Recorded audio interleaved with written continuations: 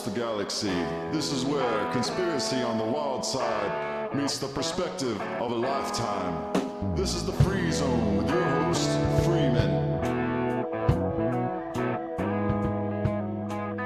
Hello and welcome to the Free Zone. Of course, this is the last bastion of free speech in the censorship loophole we know as podcasting. So I hope you will all come over to freemantv.com and subscribe and go and link on every podcast player out there you can listen to this show. So if you're on Spotify, Stitcher, iTunes, Android, Google, whatever, all of it, any of the podcast players that you want, just type in the Free Zone with Freeman Fly and you will get the broadcast. So we're going to keep broadcasting out here into this ether as long as we can while the world is shifting into a post-human reality.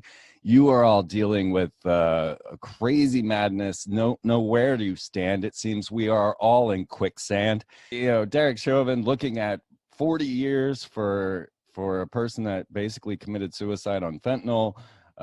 We have Ashley Babbitt shot in the Capitol, but her shooter gets no recognition. We don't even get to know who shot Ashley Babbitt, even though it's live on camera. We got a murder right in front of us and we don't get justice. January 6th, everybody was escorted into the Capitol by the police and they are all still in jail. And let me tell you, 5 months in jail will do something to you. It will change you. And then election fraud, Texas standing. Of course, we got to understand this system that we're up against.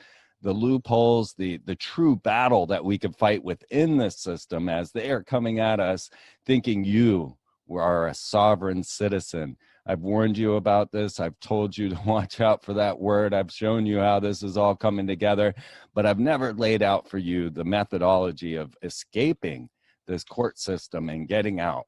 That's because I don't have the experience. So we're going to talk today with Alfonse Faggiolo as we discover the true hidden secrets of how to get through this court system.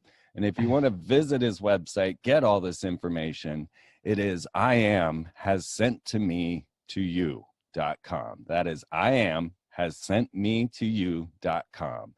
And please welcome to the Free Zone, Alfonse. Hey, thank you for having me. Yeah, quite an introduction. It is a little bit of a matrix out there.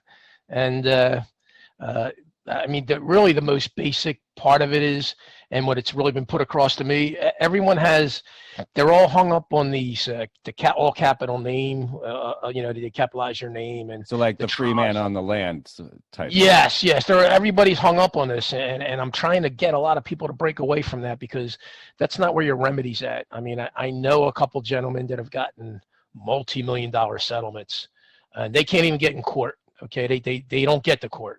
They wind up signing non-disclosures and they settle with them because what you really have has nothing to do with the trust, has nothing to do with the all cap name. Basically what you have are public servants that are abusing statutes under the color of law, okay? And what that allows you to do is that allows you to walk in federal district court and file a Title 42, Section 1983 lawsuit against them. And there's ways to do that. Way ahead here. Yeah. Sorry. I'm just trying to pull people away from this. They're capitalizing my name stuff and this trust. Trust me, this isn't a free man. Okay. I am free man. This right, no, I don't want to tag on the land show. So my audience is not even at that space. Good. That's good. Yeah. Don't go there.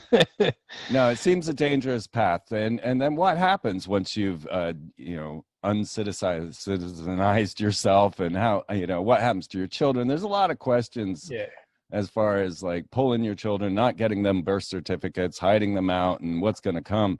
And then everybody's going to need knowledge on how to battle, because that's the true battle here, right? It's like if we need I feel like there is two choices, justice or freedom. And you're not going to get both. Because you need an authority to have justice. Well, I believe that to a certain degree until I met a gentleman who I know, just my personal knowledge, has gotten over $50 million of settlements. And he can't even get to a trial. Okay, they won't even bring him in to have a trial. They wind up signing non-disclosures with him. So these are settlements because he filed. What were the settlements for? Well, anything from property taxes. He got a $38.2 million settlement on property tax fraud, because all your property tax, it's fraudulent. They have no authority to be charged your property tax. It actually violates your right to own property. Okay, go look in your state constitution and your federal constitution. Right in your state constitution of the state, you have a right to acquire, possess, and protect property. Well, how can you acquire, possess, and protect property if you don't pay this ransom each year? And if you don't pay the ransom, these armed thugs are going to come into your house and steal your house and auction it off. Yeah. So how can you actually own the property then? It'll be, like he said, you couldn't volunteer to be a taxpayer if you wanted to be, because you're just not.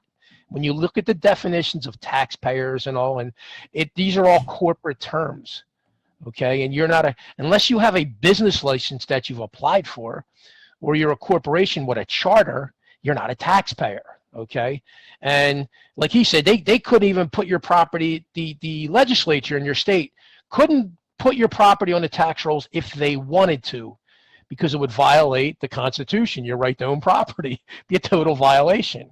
So what you have are these local bureaucrats, these local politicians, that are doing things they're not supposed to be doing, and the way they're doing that is, we've all been dumbed down through media, movies, school, and your own parents. It was Donald Duck that got more people to pay their income taxes than any government campaign ever.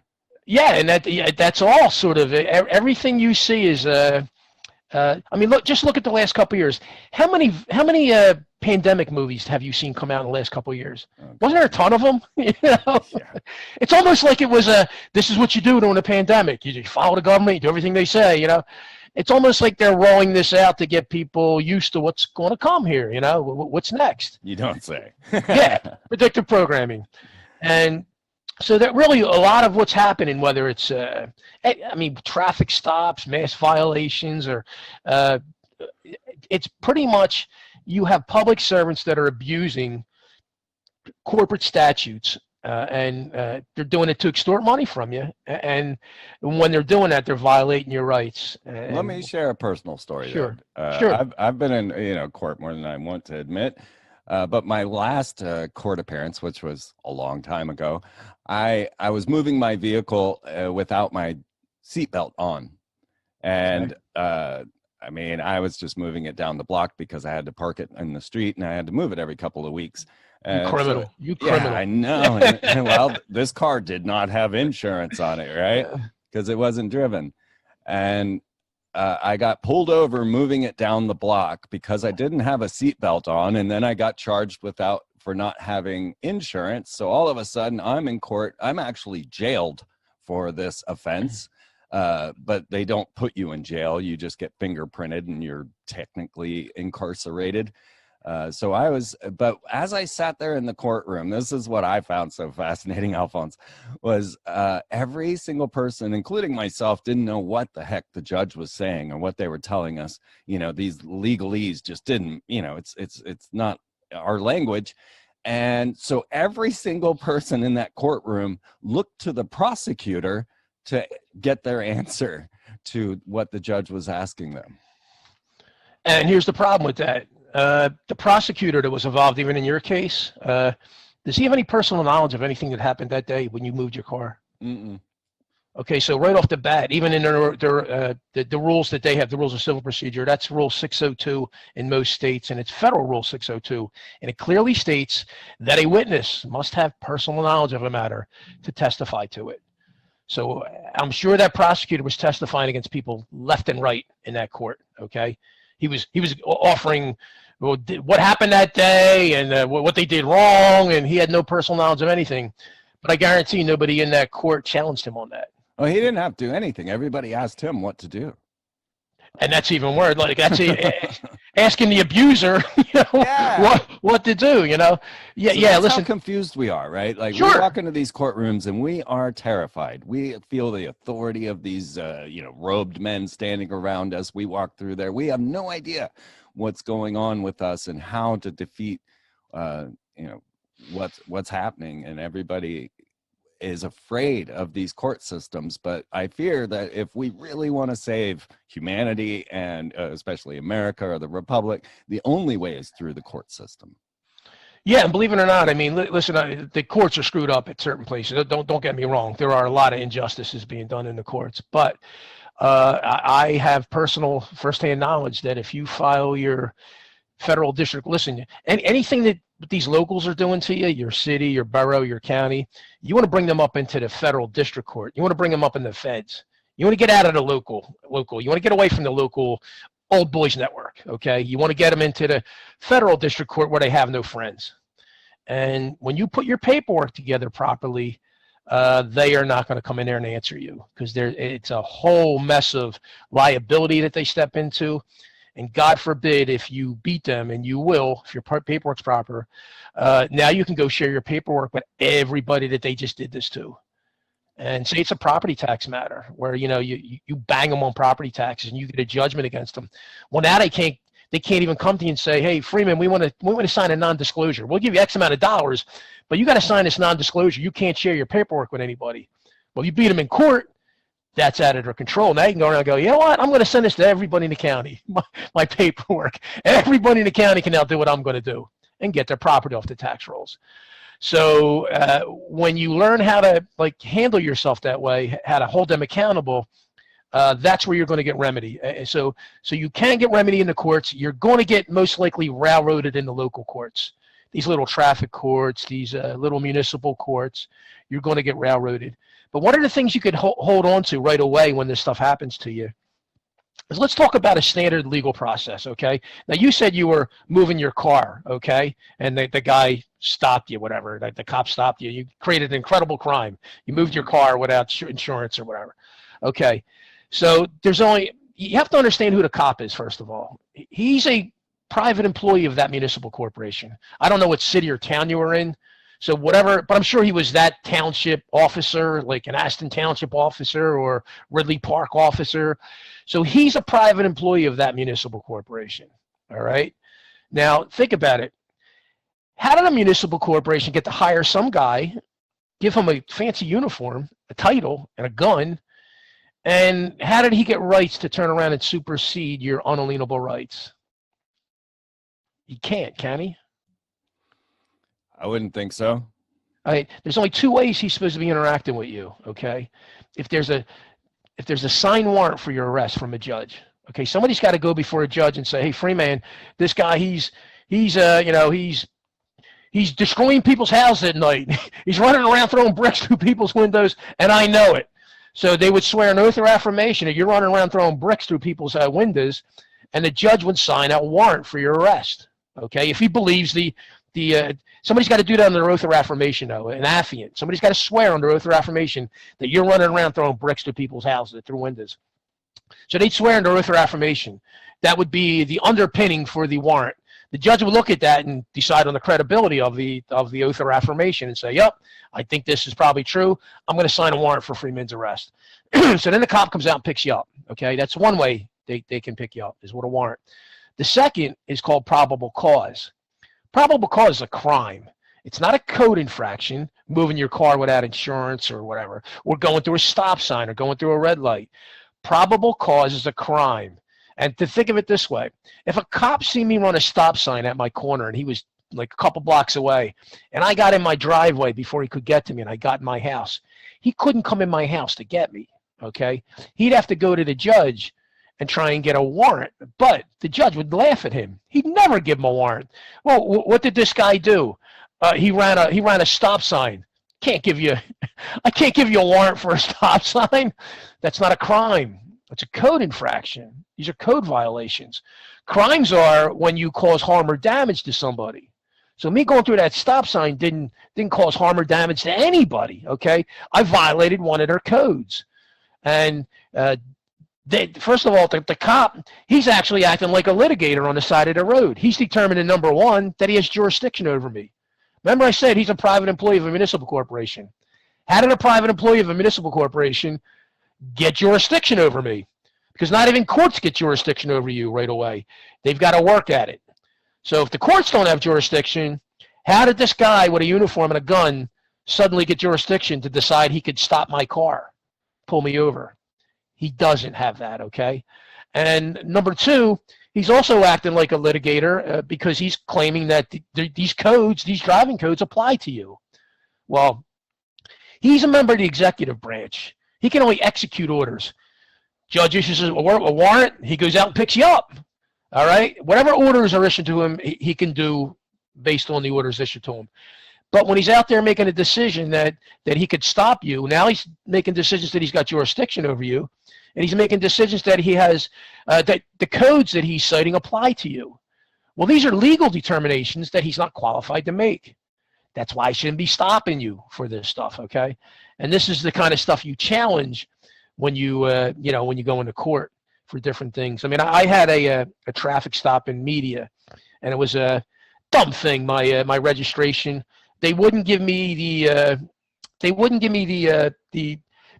car wouldn't pass emissions. There was a part kept fouling on it. And they tried like 3 different times to get the part to pass, and they couldn't do it. And they didn't know what it was, so they wouldn't give me the sticker. So other than that, the car is inspected, and it doesn't matter whether it's inspected or not. It's none of their business. So this guy stops me for this, and I explained to him, I said, this thing's been inspected. This part keeps failing. They won't give me the sticker. He says, oh, no problem. He says, get it inspected within 10 days, get it fixed, and we're all good. No problem. So it takes me 3 days. I get it fixed and send it into the court. We're good. Here's the thing. And they tried to get me in the court, okay? They kept moving forward. They wanted me to come in. Well, why do I need to come in? And so I shot an affidavit into that case, and I basically, the things we just talked about, I went over where I stated, hey, this guy had no authority to stop me. He's got no probable cause. My sticker being out of date it's not a crime.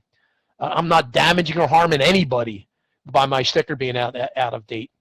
Crimes when you harm somebody. Geez, if I punched you in the face, that's a crime. If I hit your car and took off, that's a crime. So unless I cause you harm or damage or violate one of your rights in some way, I'm not committing crimes, and they have no reason to be messing with me.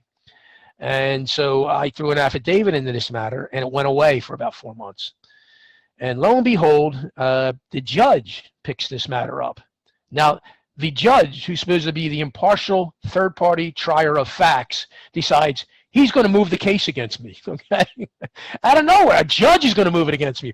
Not even the fake prosecutor, which was the Commonwealth of Pennsylvania. Not even the attorney claiming that to represent the Commonwealth was moving this case. It was the judge that was moving this.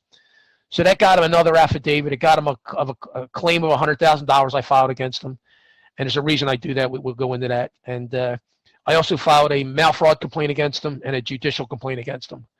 So the judicial complaint, that'll bang his insurance. I know they're not going to do anything to him with the judicial complaint. Doesn't matter. As soon as I file that complaint against him, his insurance company gets notified he had a complaint filed against him. Insurance companies got to know that. That's actually right in their insurance policies with these bureaucrats, with the lawyers, with the judges. Because what do you think generally happens if someone starts filing complaints against you? What's going to be next? Lawsuit. Lawsuit, thank you. The insurance company wants to know about that lawsuit.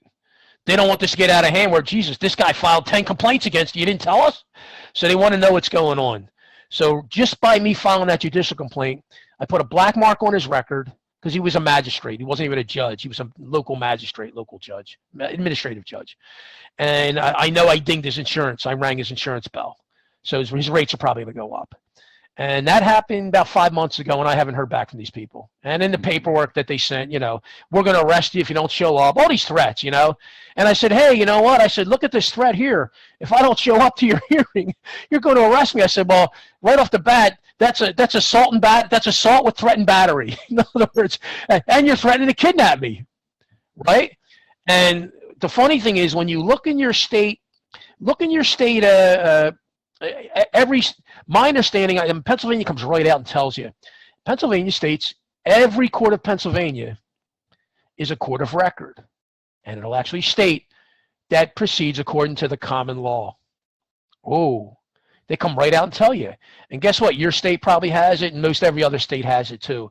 Might try and hide it a little bit, but the state courts are courts of record, which means they proceed according to the common law. Well, guess what? Statutes and codes, it's not common law. I don't know what those statutes are. There's probably a couple 100,000 statutes in the Pennsylvania codes.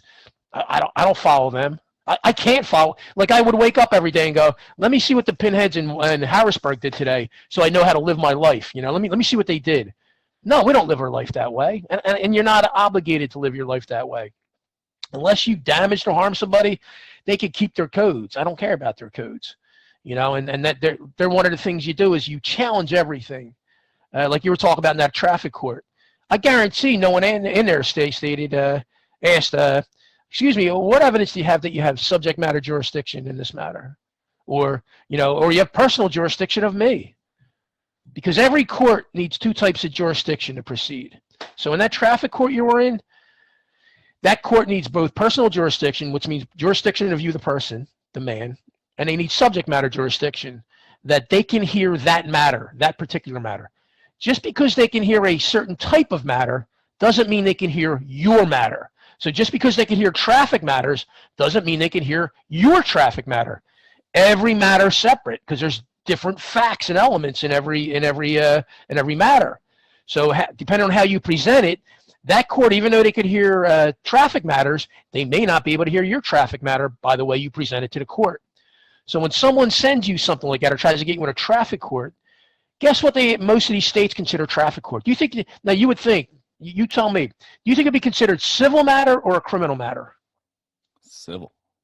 Yeah, I would think that too. Guess what? The majority, criminal. Okay, so now that causes all other problems for them, because in the criminal codes, there's a thing called corpus delicti. It means the body of the crime. In other words, you've got to have a victim, an injured or damaged party here. Well, when you moved your car, did you damage the cop? No. Did you damage the city? No. So you didn't damage anybody, right? No. So what are you doing in a criminal matter? What are you doing in a criminal court? Yeah. That's a problem. And if you put it in your paperwork properly, they better observe it and dismiss it. If they don't, when you kick that up to the appeals court, they're going to kick it back to them, and the whole thing's going to fall apart for them. Now, you offer a lot of this paperwork on your website, right? Yeah, I do a lot of affidavit stuff that I filed. Anything I've pretty much filed, I've put up on my website for free for download, just to give people guidance to show them what I'm doing. You know, you got all these guys out there talking about go do this, go do that. I put stuff up there that I actually do. Okay, right. Stuff I filed. This is not stuff that here I made this up, but I never really used it. Everything up on there I've used and I've done. So and I just put it up there to give people guidance. You know, people can get creative as they like with it. You know, take whatever you want from it. You don't have to use it word for word. And what I tell people is when you download my paperwork, God forbid, go read it, understand it. And if you don't understand it, jump in the Telegram group that I have there. And they got like 7,200 people in there in the Telegram group, and go ask questions. Go, what does this mean? What does that mean? So that so you understand what's in the paperwork. Because too many people want a turnkey magic solution. They want to go download a document and be magically, here, I'll just file this magic document and my traffic ticket will go away. A little more to it than that. You've got to set them up and let them commit crimes that they're committing. But you just got to sort of document it with your paperwork. Hey, listen, good. You come at it with confidence. That's what you're offering, is the confidence to know that, if I stand up, I won't be knocked down. And then the real shenanigans is that you're not actually battling what you're acting like you're battling at. So you said you first challenged their jurisdiction, but then you sent in an affidavit to them. And of course, they just took that affidavit and threw it in the trash. But the fact that you filed it then interjects into their insurance company. And that's when they start to have trouble. You're not battling your case, you're battling them. Oh, yeah, basically. I call it the S show, and you could surmise what that means. Okay, I create chaos for them, because if the attorney, usually it's a prosecutor, and a lot of times with a traffic ticket, you might not have the prosecutor's name right away. So I'll still throw the affidavit into the matter. If I've got the prosecutor's name or the attorney who's causing this controversy, right off the bat, I go file bar grievance against them. Okay, that's the first thing we tell people to do. Bar grieve them early and often. Okay, go bar grieve them. Now, what's going to happen? His buddies at the bar association, they do it to me over and over. They get my grievance and they tear it up, And I get a nice little letter from the Bar Association telling me, Mr. Faggiolo, this is frivolous. There's no merit to what you filed. Great, thank you very much. What they don't know that I know is in their insurance policies, that attorney, the insurance company got notified of the bar grievance. Because what did I say? What happens when people start filing grievances and complaints? What's next? Lawsuits. And they want to know about this, okay? So if this guy starts getting banged with bar grievances, his insurance rates are going to go up right off the bat. As soon as I throw that first bar grievance in there, his rates are going to go up. So I'm going to file bar grievance against him. And if he's going to continue on, I'm going to file another bar grievance against him. And we recommend, listen, if you've got like 5 bar grievances you could file because they violated, there's a thing in your state you could download. It's called the Rules of Professional Conduct. Every state has it. It's a PDF file you could download. And in those, that Rules of Professional Conduct, it's all rules for attorneys, what they have to do. And it's sort of a smorgasbord, a candy store to go through and go, yep, he did this, he did that, he did that. So you may find 7, 8 things the attorney did that violates these rules. So instead of filing 8 at the same time, because if you file 8 at the same time, they're going to group it as one incident. We don't want to do that for Mr. Attorney. We want to file one every 31 days so that they can close the one out and I can put a whole new one in there, okay? And that's a second bar grievance. 31 days later, number 3, okay? And it's sort of a death by 1,000 cuts strategy because every time we file this, we know we're ringing that insurance bell. And if they keep seeing bar grievances come in, the insurance company, they know this guy's going to get sued. There's no doubt. My God, this guy's filing bar grievances continuously. This guy's going to get sued. So now the heat starts going on the attorney. And that's just what the bar grievances. Then you look actually what the attorneys are doing, and the attorneys are violating laws left and right. Okay, they violate due process like it's a certainty. If you got a letter from an attorney, he's violating your due process rights that are protected. Now listen, the Constitution doesn't give you rights; it only secures your rights. It secures your God-given rights. It does not give you rights. It protects them. And think of it as a rule book for those guys, for the government people. That's what they got to follow to be interacting with you. So if he's going to violate some law, guess what I'm going to file next against him? I'm going to file a state criminal complaint against him. Okay? Guess what that's going to trigger? His insurance again. Now he's got a criminal complaint filed against him. And I'm just going to keep rolling these little grievances and these criminal complaints in against him.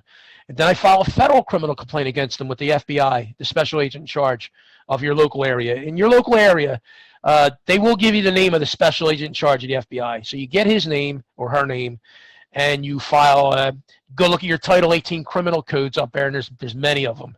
And go file a criminal complaint against this guy. Hey, this guy's not following the Constitution here. He's bound to follow that with the FBI.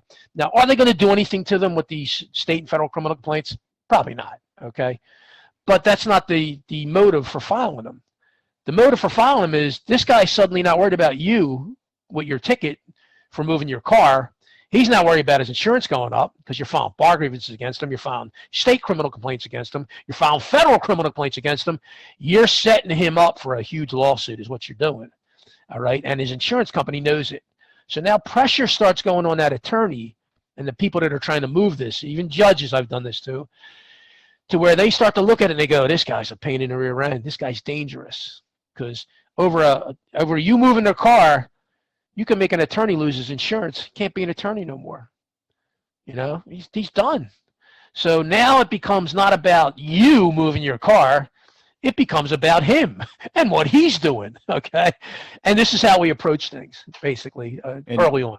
You're not having to go into a courtroom. You're just filing these papers and mailing them out from your house, right? Absolutely. Like the judge, I told you, I filed an affidavit against him, basically stating, yo, you're a judge. Who are you to move a case against me? Number 2, where the heck do you think you got jurisdiction over me because somebody gave you a robe, a dress, and a gavel, and they gave you a job and a title? How do you think that gave you authority to tell me to be anywhere at any time? Because he can't tell me to be anywhere at any time. He don't even have a victim there. It's not like I hurt or damaged somebody. He's got no witness to testify on his behalf that I did anything. The cop can't testify that the sticker's got nothing to do with it. They can't prove the sticker applies to me. So he's out there on an island. When I file that affidavit against him, he can't answer it, and they never will answer it. But I've set myself up now. I've got the affidavit filed. And then when I filed the notice of claim against them, where I said, hey, I'm going to file a claim against you for $100,000 because you're compromising my property, my estate. What you're doing, you're compromising me, my property, my estate. So I'm going to make a $100,000 claim against you. And again, when I do that $100,000 claim, that's going to get reported to the insurance company, because in their policies, and I learned this from a guy who actually coached and teaches attorneys about liability insurance, in their policies, whenever a claim is filed against them or anything's filed that could lead to a lawsuit, they've got to notify the insurance company. Insurance company wants to know. They want to know what's going on. Hey, this guy filed an affidavit against you. He filed a mail fraud complaint, a judicial complaint. You didn't tell us? Now he's suing you in federal district court for $3 million?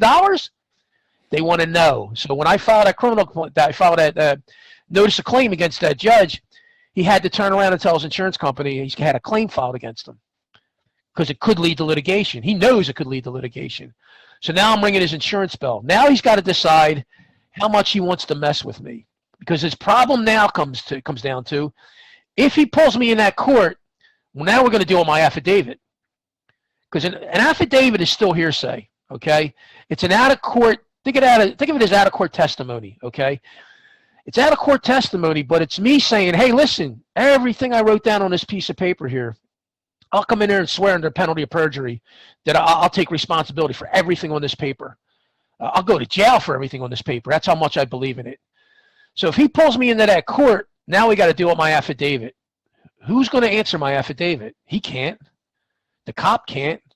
So now basically I'm going to be the only one when I get that affidavit on the court record, and I'll either read it on the court record or I'll incorporate it in full by doing some little trick by stating, it's my understanding that I'm to tell the truth in all matters. And should I not tell the truth in all matters, that I could suffer the penalties of perjury. Having qualified my testimony, I now incorporate my affidavit as if stated here in full on the record as being the truth, the whole truth, and nothing but the truth. So now I just took my entire affidavit and put it on the court record. It acts as facts and testimony now on that court record. And now somebody's got to rebut that. It's just like somebody coming into court and testifying and no one cross-examining them. Like if you had someone come into court and testify in a matter and nobody cross-examines them, everything that person testified to, that goes on the court record as fact, okay, as unchallenged fact. It's the same thing you're doing with your affidavit. You're doing it out of court, but you're setting it up so you can walk into court and, like I just told you how I put it on the record. So now my affidavit's on the record. Now we got to deal with my affidavit. I stated this remember, the judge's supposed to be a third-party, impartial third-party trier of facts. Now you and I know that's not true. But that's the game, okay? He's supposed to be impartial. So now you've got two parties against each other, me and the cop, or you and the cop, okay? So now you would have an affidavit in the matter. The cop doesn't answer. Well, everything the cop says is hearsay. He don't know. He wasn't there when they wrote that driving code. So he's got no personal knowledge of that driving code that he charged you with, okay? He has no personal knowledge that he has jurisdiction over you. He can't prove that he has jurisdiction over you. He can't prove that the codes apply to you. Everything he wrote down, he can't prove. It's hearsay. He's moving on hearsay. Now, you rebutted everything that he did in your affidavit. Now he's got a problem because you're saying, I've testified, I put this on the court record as facts and truth. You didn't rebut me. So now the judge has two things going on. He's got a party with hearsay on the one side, and he's got you on the other side with an affidavit saying, hey, everything I wrote down on this paper, I'll go to jail for. Who's telling the truth in the matter now? Yeah. The guy with the affidavit, I would think, right? Yeah. Then what are we doing here? Why are we listening to this other guy who's got no personal knowledge of anything? I put an affidavit into this case, sir. Are you dismissing my affidavit? Remember, your affidavit's your testimony in a way. It's out of court testimony, but it's still testimony. A judge can't dismiss your affidavit. You can't say, nope, I'm not going to take your affidavit, because that's your testimony. Especially when you incorporate that affidavit onto the court record, you can't dismiss it. You can't deny it. That's your testimony. You could testify to anything you want. Now it's up to the other side to knock your affidavit out. Well, who's going to do that? The cop? He's not going to do it. The attorney? We just talked about him. He's got no personal knowledge of anything. So who's coming at you? Who's going to challenge you? There's nobody on the other side. And that's sort of why we start to this is the beginning of what we do, how we set it up, basically. And we let them do illegal criminal things, which they usually do, because they proceed when they don't have any authority to proceed, and they assume jurisdiction where they've never proved jurisdiction. But all you're doing is you're setting them up for that federal district court case that you're going to sue them in. You're going to bring them in where they have no friends, and they're not going to be able to answer you. Right, because these guys are all in the bar club. They're all working for one another. Their oath of allegiance goes towards each other. You're third man on the totem pole in this whole situation. And yeah, I mean, think about it this way. My understanding is, and I've heard this from guys who were that passed the bar, their first allegiance is to the court and to the bar. So let me get this straight. The judge is a bar member, most likely a bar member or ex-bar member. They're all bar members. The prosecutor, he's a bar member. Your attorney, if you hire one, bar member. So let me get this straight. There's 3 bar members here. The first allegiance to the court and to the bar. You going to win this case? Yeah.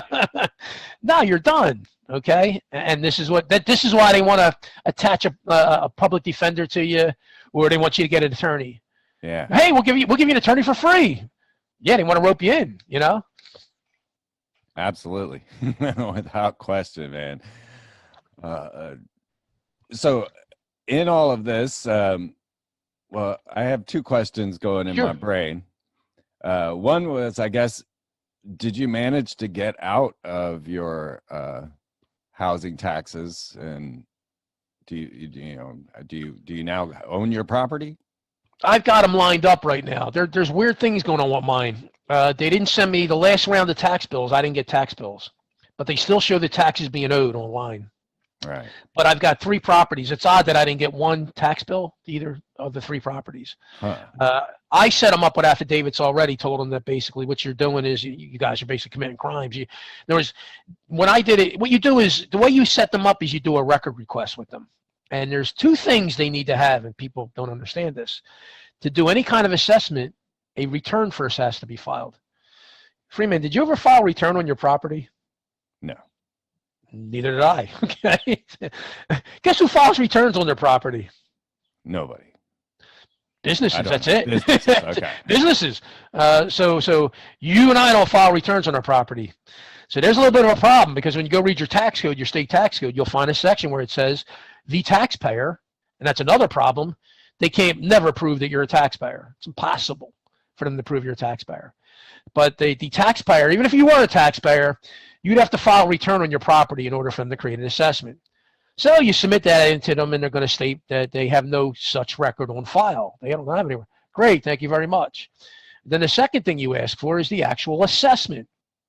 And what these counties do is, if you look in your tax code, and like the way assessors, the assessment code, it'll state that assessments have to be signed by the assessor. And it'll say it has to have a name of the assessor, the signature of the assessor, and it has to have they have their certification number. They've got to have it on there too, to prove that the assessment was done. Well, when you go ask, if you don't specify and you just ask for your property assessment, they're going to give you like 2 sheets called a property record card. Looks like something you printed out from Zillow, okay? Like a house sheet on Zillow, okay? Right. There's no name on there, no assessor's name. There's no signature.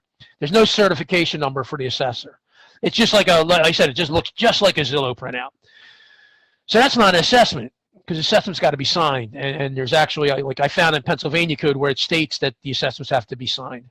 And also, when I asked the records coordinator for the county, what guidelines do you follow to assess my property? She said, oh, we follow this assessment law. Okay, great. And we follow this USPAP guidelines. And all USPAP is an organization, a national organization that assessors belong to. Okay, and they have guidelines of how assessment takes place, and what needs to be done. It's good. It's good to know that stuff, because when you know that stuff, you know that they didn't do that with your property. Okay, they didn't follow that, even though they said in your record request, "Yep, we follow this assessment law." And when I dug into the assessment law, I found out, oh, look, these have to be signed. They need to have a name on them, need to have a certification number on them. They don't have that. So I know she just lied to me right there. She don't have that document.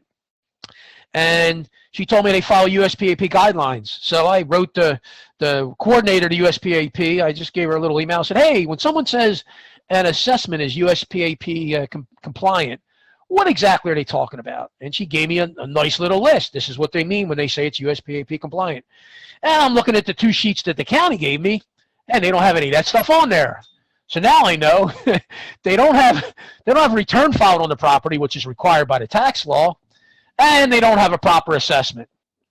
So if they don't have either one of those records, what are they doing with their records? They're falsifying records. Right.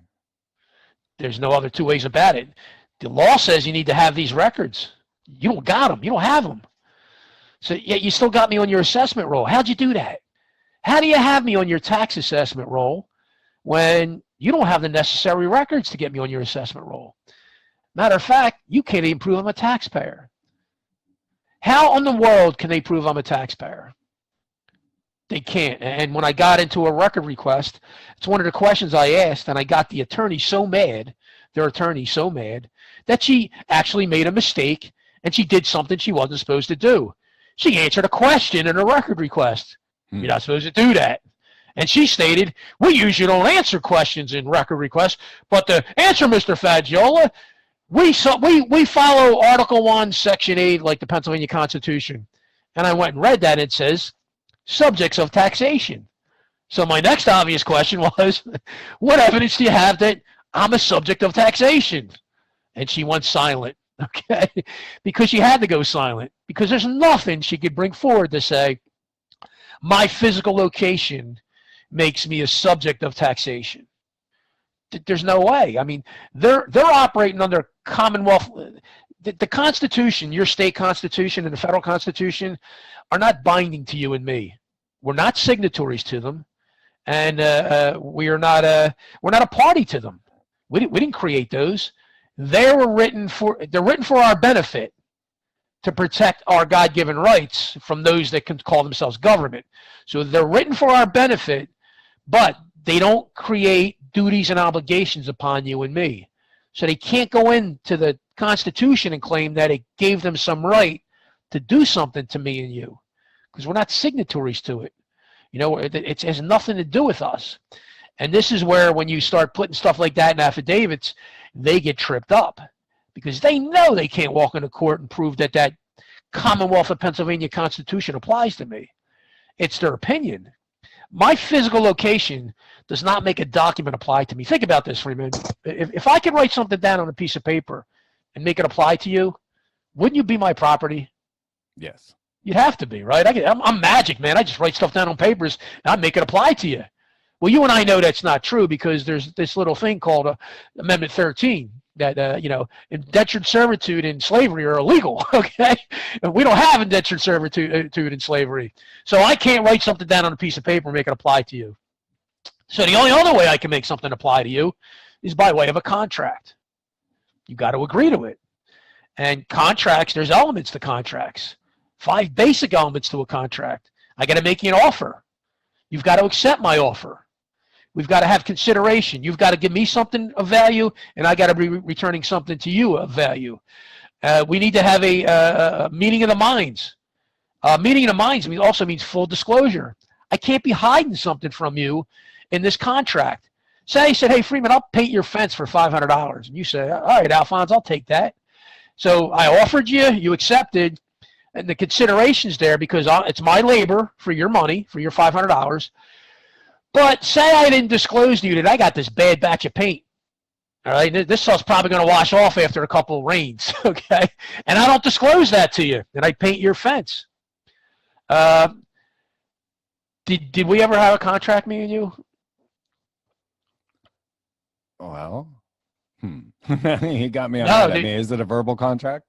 Even if it's in writing, even if we signed it, and I didn't disclose that I'm going to use this bad batch of paint on your house. Right, null and void. We null and void. We never had a contract. I didn't give you full disclosure. I knew that paint was bad. I had a duty and obligation to tell you, hey, I'll paint it for $500. And the reason it's so cheap is because I think I got this bad batch of paint. I can't guarantee anything. You would say, oh, you ain't going to paint my fence. You would have never taken the contract, okay? So I basically frauded you into the contract. I wasn't honest with you. I deceived you, so we never had a contract. So that's full disclosure. Right. And the fifth element is only two sentient living beings, me and you, can sign a contract. You can't sign a contract with your cable company. Can't sign a contract with your water provider or your electric provider. You could sign service agreements with them. Hey, I'll pay you, you know, X amount of dollars on however much water I use each month, and you guys provide me water, and I'll pay you every day on, you know, whatever the prescribed billing date is. Or if it's every 3 months, a lot of times water is. Whatever the 3 months is, I'll pay you on that date.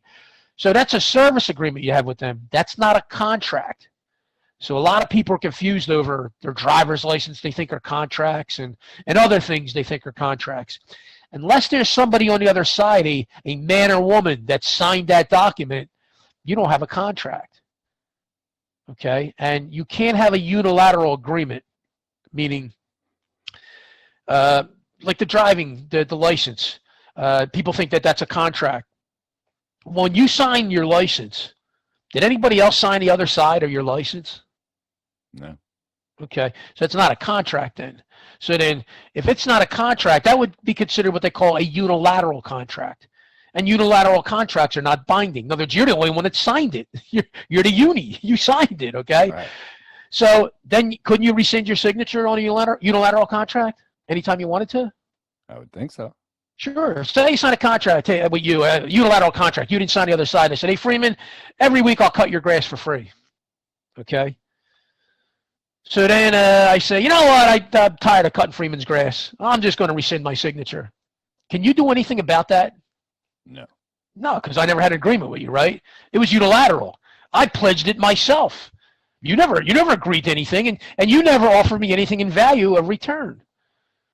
All you're doing is you're getting the benefit of me cutting your grass, but you're not offering me anything in return for cutting your grass. You're not paying me. So we're missing the elements of a contract in there, aren't we? Yeah. So it's not a contract. That's a unilateral agreement. And that's sort of what your driver's license is. I mean, what great benefits are they giving you? That they have some armed thug man with a gun who's going to pull you off the road anytime he decides he thinks you did something wrong? Yep. That's a benefit? Yep. What other benefits are they offering you? You know, come on. So these are not contracts. These are unilateral agreements, you could say. So in any unilateral agreement, you could always rescind your signature because there's no one on the other side to rebut that. Now, if you and I have a contract, me and you actually had an actual contract, and I say, hey, Freeman, I'm rescinding my signature. You'd say, screw you, Alfonse. I'm going to sue you in court. We got an agreement. We got a contract. And you could sue me. But if you never sign the other side, you can't do anything. And that's sort of what your driver's license is. And most of the stuff you do in the local county, the borough, whatever, you don't have agreements or contracts with any. You don't have. There's no such thing. It's being done through deception. They're making you believe that, like, I live in a little town called Aston. Okay, it's Aston, and look at my address. It's Aston, Pennsylvania. But yet the local government's called the Township of Aston. Well, Freeman, if you're of something, can you be the thing? No. Okay, I'm of my parents, right? But I'm not my parents, okay? Right. I can't be my parents. So if you're of something, you're not it. So if you're the Township of Aston, you're not Aston. So then what are you? Oh, you're a local municipal corporation, just like a company like Taco Bell or McDonald's, and you're offering government services, but you're offering them at the barrel of a gun, basically, because either you pay us for our services or we're going to do these bad things to you, okay? That's really what they're doing with you. They're right. Trying to force these services upon you, you know, and you're under no obligation to live under them, because if they could do that to you, and they do now, and they set your tax rates. Freeman, do you have any input into what your tax rates are on your property? No. Okay, so then what's to stop them from jacking your property taxes up so high that you can't pay your property taxes? All right. So didn't they in effect, can't they just steal your house like that? Yes. Don't you have a right to own and protect property? I'm pretty sure it's in your state constitution. It's in mine. It's in every one I've ever seen. You have a right to acquire, possess, and protect property. How the heck can that be your property if you don't pay them each year and they're going to come take your house? Yeah. Not your property then, is it? It must be their property. But they could never prove that. They have no rights in your property. They're trying to claim that because somebody drew lines around your house, you're in their little borough or their township because somebody drew lines and they said, this is the borough or this is the township, that you have some kind of duty and obligation to them. Well, that's nonsense. You have no duty and obligation to them. And people say, here's how brainwashed people are. People say, well, we've got to pay for the schools and we got to pay for this, we got to pay for that. Well, guess what? Can you and I go out and tax businesses? No. Do we have that right? We can't do that. I can't go to local McDonald's and tax them, can I? No. Guess what? The township and the borough, when they got their charter, their county charter or the township charter, the reason they got that charter, which is in that charter, they have a right to tax businesses. They can collect tax money from Boeing and McDonald's and Burger King. They can collect that money. That's part of the charter. But in return for being able to collect that money, they made a promise to provide the people services, plowing your street, picking your trash up, providing schools for your kids, your children. That was their deal they made to get the charter, was to provide services. You and I were never supposed to pay for that, okay? But over the years, through conditioning, through the bar association. Yeah, the bar association coming in and taking over pretty much. The bar's running everything with these local governments. They do what the attorneys tell them to do. Anytime you send something to your local county or borough, don't kid yourself, it goes to the attorney and he reviews it. Because that local official, they're not giving you answers unless it's filtered through the attorney. And they're going to tell you exactly what that attorney tells them to tell you. So what happens if 1 million people do this? You don't even need 1 million. Excuse me. You don't even need 1 million. Like Steve said, that I know of, these are settlements that I'm aware of. He's gotten over $50 million of property tax settlements on just 3 cases that I know of. That's 3 cases, okay? Imagine if you had 4, 5, or 6 of him in each county. Every time the county did something wrong, first of all, get your property off the tax rolls, but every time they did something wrong, the county, and they do a ton of stuff wrong every day, somebody goes in there and bangs them with a lawsuit. Now, what happens when Steve got that $38.2 million in Florida? Guess who paid that lawsuit? The insurance company. The insurance company paid it. Imagine you had 5 or 6 Steves there filing that same lawsuit. Well, the insurance company go, pay $400 million out lawsuits. What the heck are you guys doing? Right. They're catching on. Get these properties off the tax rolls. We're not going to pay $500 million every year. And if they don't listen to them and they don't start taking properties off the tax rolls, the insurance company's going to drop them. Now they're done. Now they're going to lose their charter. They're not going to be able to be a county, okay? And like Steve said, well, gee, then they'll have to go back and run the government the way it was set up to be run initially. You're not supposed to have these fancy cruising cop cars with, computers in them and, then they got these Humvees that they militarize, They were never supposed to have that stuff. Government was supposed to be small from the start. We don't need to have 1 million. We don't need to do everything in the world for us. And that's what they're doing. They've just basically inundated your life. They're doing all these millions of things for you, and they're going to charge you for everything they're doing.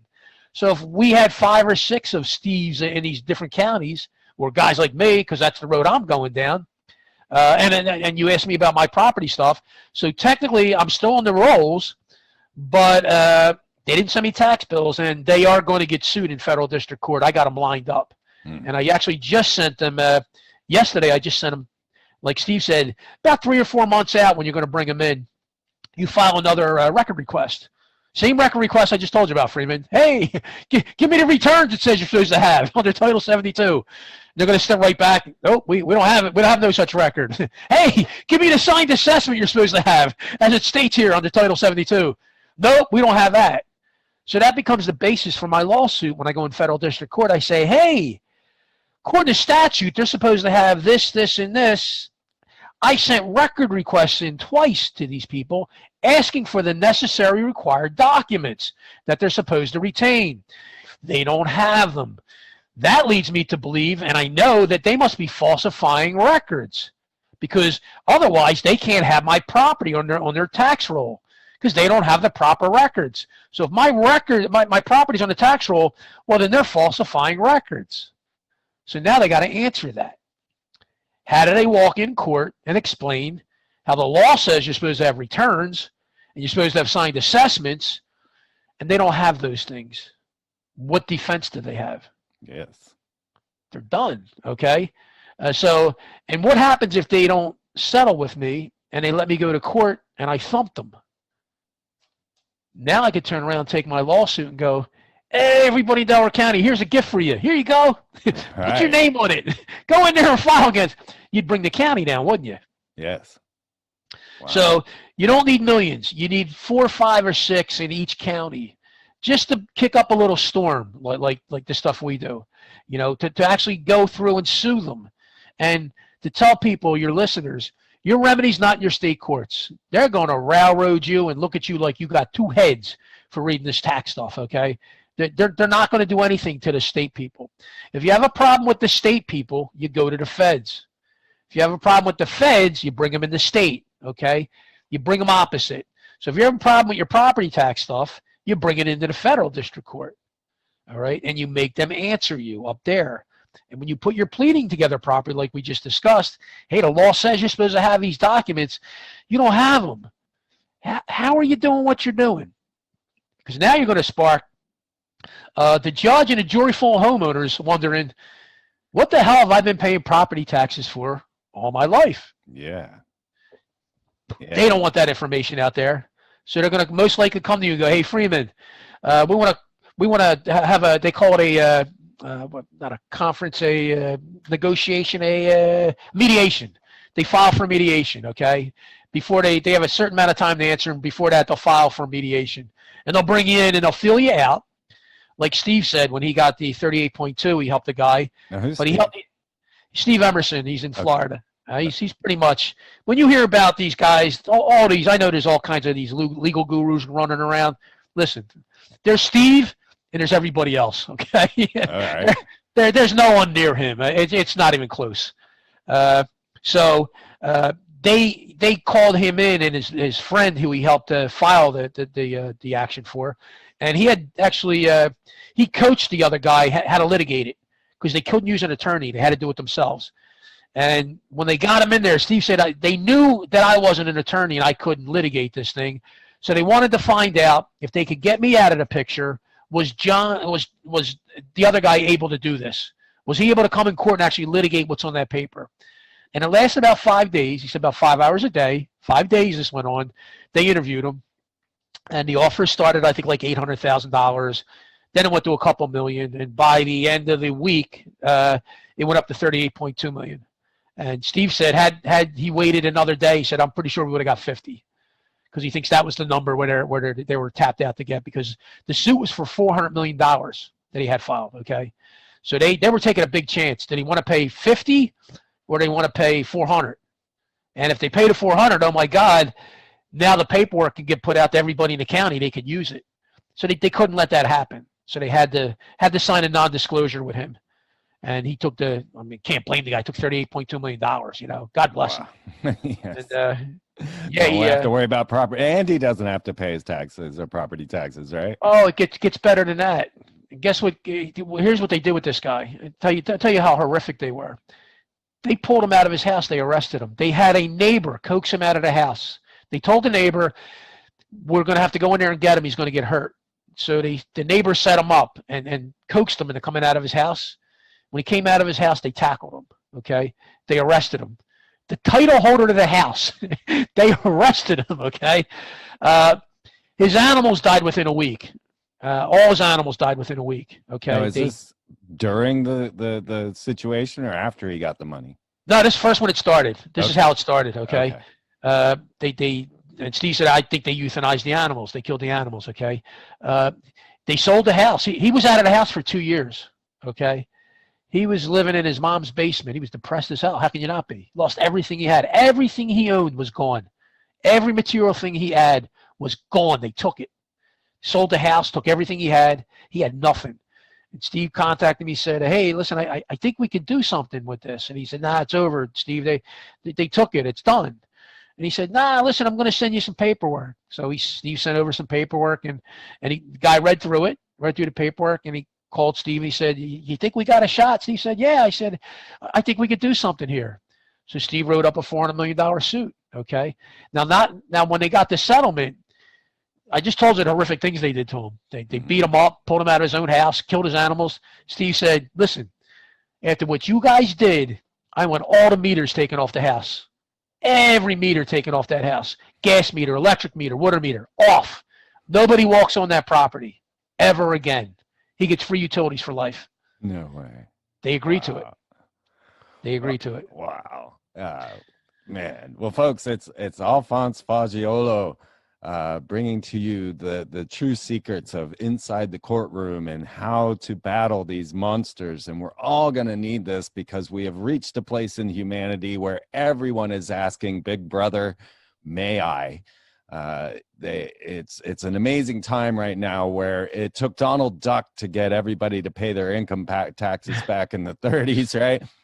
And now everybody is just subservient to all of this system, and we must stand up. And as you can hear, it only takes a few people. It only takes a few to get out there and to file and to put these guys back into account, because otherwise, we're just going to deal with these corrupt legislatures and all of the things that they're going to do to us, the mandates that aren't mandates, all of the things we're going to get into on the other side in the members section as we discuss how much trouble the world is in right now and all of the different strange legal and advancements going on, like I was introducing in the beginning of the show. But before we move on, well, first, let me thank Steve Mercer for bringing Alfonse and I together. Steve, thank you so much. And if you guys have show ideas or guest suggestions, please write producersteve@freemantv.com. That is the email, producersteve@freemantv.com. And of course, you can always write me, freeman@freemantv.com.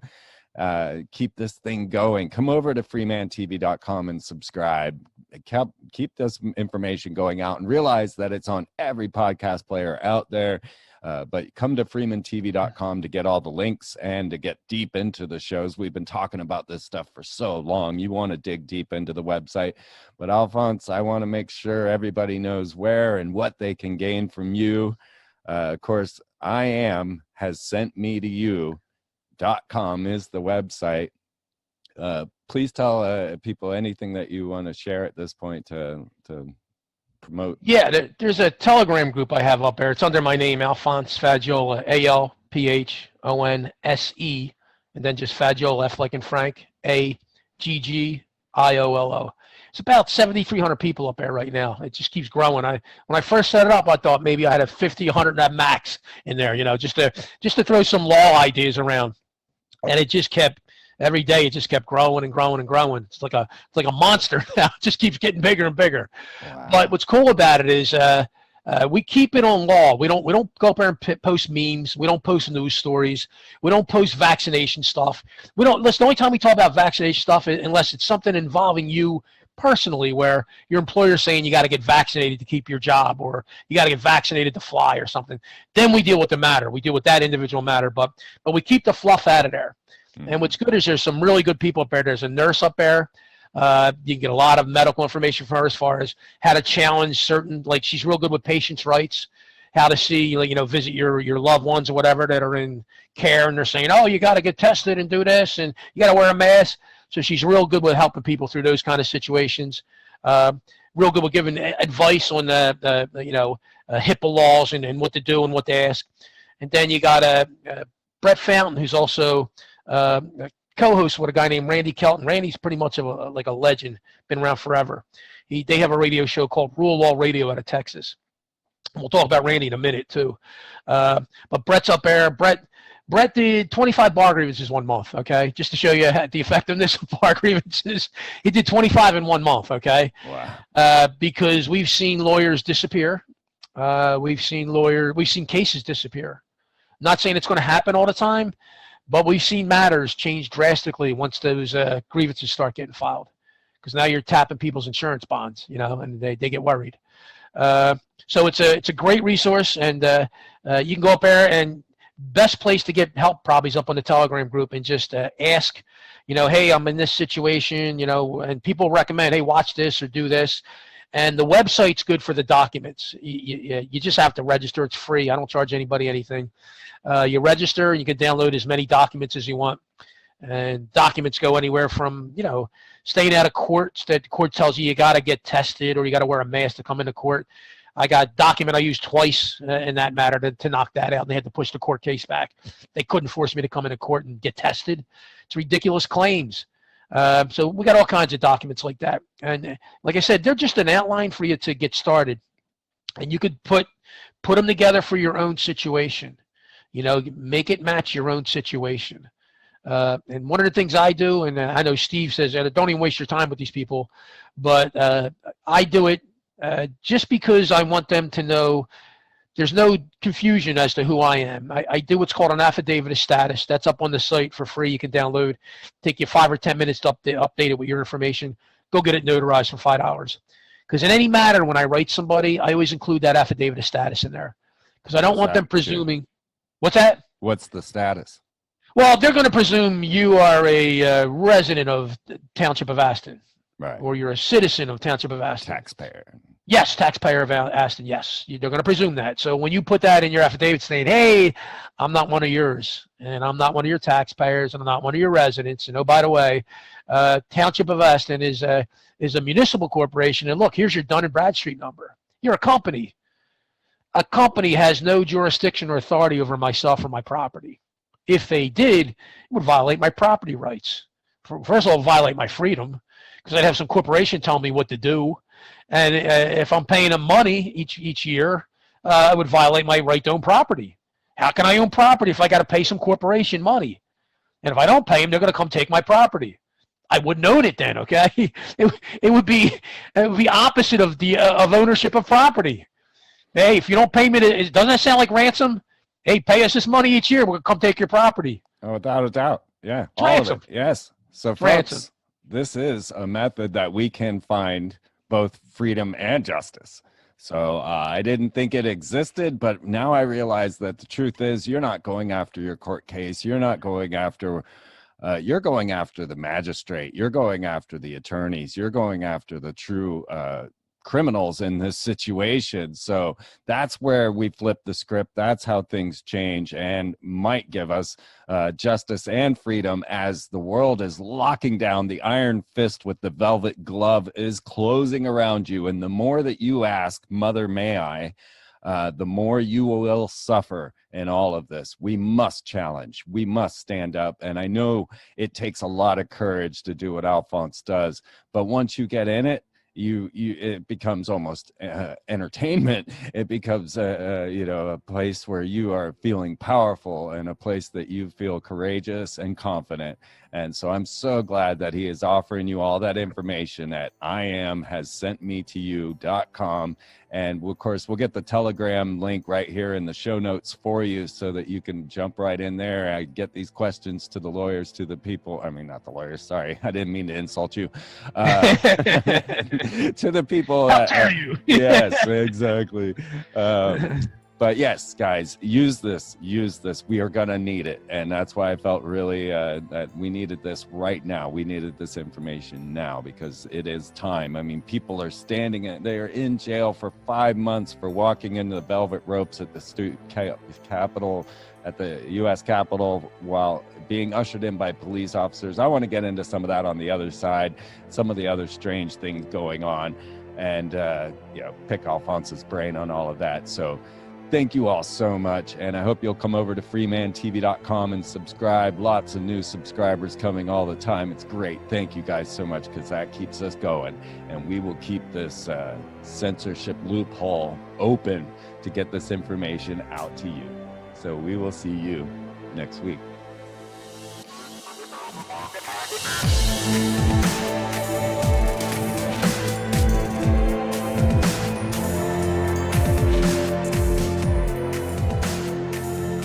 And welcome back, you wonderful members. Thank you so much. As always, if you have any troubles, write me, Freeman at freemantv.com. I'll fix it all up for you. No worries, no problems. I wanted to let you all know that next weekend I am going to be at Shitcoin 2021. This is a minor cryptocurrency conference that is an FU to the major Bitcoin crypto conference going on down the street. It seems they wouldn't allow the meme coins to show up at the conference, so they made their own conference down the street, and they called it Shitcoin, just as an affront to the Bitcoin conference going on. So they seem like my kind of people. I'm super curious about all of this, Alfonse. I want to go and learn about how this blockchain technology is going to work, how these smart contracts and just where this is all going, because this certainly to me seems like the great reset. But before I jump to that, guys, I just wanted to let you know that next weekend I will be there, so I won't be here. So I'll have something for you to dig into, and of course there's just tons of stuff for you to dig in on the show. But next weekend I will be at Shitcoin 2021, so I won't have a new show for you. I need a little break anyway, but it's a working break. So anyway, I'll bring you all that information when I return for sure. What do you think? Have you given thought to this blockchain, the idea of people putting smart contracts out, having your house and property and everything logged on there? Do you look into that at all? It's funny. I day traded for a couple of years. I used to trade stock options and futures, oil futures and stock futures. And I remember when Bitcoin first came out. I remember the guys I traded with, they bought it at $400. And it went up to $700, and they sold it because we're traders. We think, hey, my God, it's almost up 100%, and and who knew what was going to happen? And it's amazing. I don't know how. Maybe there's somebody that bought it from the start and they kept it. God bless them. I think it just goes against human nature. What worries me about this since 2014. I don't even count it as money. I don't see it as money. Somebody gave me, almost a Bitcoin, and it's just sat there. It has just sat there for, since 2014. Good for you. So yeah, it was $400 then. Currently it's $38,000, right? Yeah, good for you, man. Because it's like I tell a story when I invest in days. I went to school in Boston, and Sam Adams was up there. Before anyone knew who Sam Adams Brewery was. So I bought the IPO at $25 a share. From the day I bought that, it went down to $7. Okay, little by little, just went down, and it sat there for like a couple of years, and I didn't make sense to me. Like I read all the financials, did all the due diligence, did all the work. And when it came back to 25, I got out. I went, whew, thank God I got my money back. I think that's about $1,100 now somewhere, Oh, wow. So I'm not the best with I get them right, but sometimes the timing's off, And the Bitcoin thing, anything that I mean, to me, it's the ultimate fiat currency, the Bitcoin stuff. I just don't see any security in it. Right. I mean, what's to stop? Yeah, I mean, if they could pull the plug on it anytime they want or wipe records, and I just don't.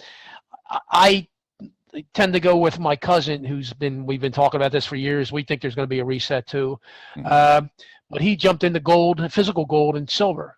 Right. And to me, I mean, gold's been around for thousands of years, So that's where I'm going to go. The whole Bitcoin stuff, I shy away from it. And just as a trader, I can't buy something for $38,000 that I once seen trade for $400. Okay, right. It's just against my nature. I can't do it because to me it's like a game of musical chairs. I'm waiting for them to stop the music, and they're going to pull the chair, and that thing's going to come back. So I just stay away from that stuff. It's out of my wheelhouse. I just wouldn't touch it as an investor. But that's my, what do I know? There's people made a ton of money on it. So what do I know? Yeah. You can, and you can go in the same way as investments and go and learn what each coin has in place and where it's going to go. Things like XRP, we know is run by the World Economic Forum. And so you can pretty much, count on that one. But you wouldn't want to, right? Because then you're spending your money on Klaus Schwab and the World Economic Forum. But XRP is going to hold its ground. And then you look at the others. There's a coin called Cardano, and this is one of the reasons I want to go to Shitcoin is because things like Cardano, that their attempt is to decentralize everything. This is something that's been touted by the blockchain enthusiasts for a long time, is decentralization. We're taking the power back. And so I'm really curious on how that's intended when, you know, you're logging in on a blockchain. And me, I'm not ever going to be able to purchase cryptocurrency because I don't want to I do the facial recognition things that are required. You know, you have to, you know, some cases open your mouth and take a picture of yourself, like some crazy hostage photo that you send off to China to get on certain websites so that you can get the rare, you know, the early coins and such. You know, I'm not willing to do any of that, but I do have a crypto wallet. And on the donate page of freemantv.com, you can find all the QR codes to leave me some crypto tips if you ever wanted to. So that's how I've ended up with any of the crypto that I have, because I refuse to give, you know, facial recognition and do all those things required to actually go and buy some. But yeah, I just don't think the Federal Reserve or the IMF, listen, if this was any threat, they would squash it in a heartbeat, and they could squash it anytime they wanted it. So I'm very suspicious of a lot of it. You know what I mean? I mean, they're not going to let this. Like, people think this is going to replace the Federal Reserve and the IMF. No, it's not. I mean, they own this thing. Okay, they have total control over this thing. So there's no way they're going to go down, you know, without kicking and screaming. right. And so just a matter of when they want to squash it, or like you said, we don't really know who's behind a lot of this stuff. You know what I mean? Oh yeah. Like who's, so maybe it's them. Maybe this is just another, you know, what they call like a psyop, you know, put it out there, let the people think there's something happening, you know, and they're really controlling it all. So like I said, I stay away from it. It's just not my thing. Oh no, it definitely seems manufactured. They've had these major crashes. Like, if you were going to invest in crypto, guys, you know, this week was the week to do so. But you can watch and sit there and watch a manufactured crash. And so anything that has that, you know, written into the script, I mean, it's probably still crashing. I know this morning everything dipped down. It went in a major spiral and has been down. But of course, that's when you want to buy. But if it's so easily manipulated, I don't know, you know. But if you are, you know, just play with it. Don't you know what I mean? Don't go investing your life savings in this stuff. But I personally, I'm happy to have a little bit of Bitcoin. You know, I never got a whole Bitcoin, but I got a little bit of Bitcoin, and it makes me feel like, okay, if I'm ever a refugee in Mexico, I'll have something I can spend. But who knows how that will all work out. But that's why I'm just curious to go see what these guys are planning to offer and all of this and how this would work. I mean, because imagine if, you know, there's trillions of certain coins, right?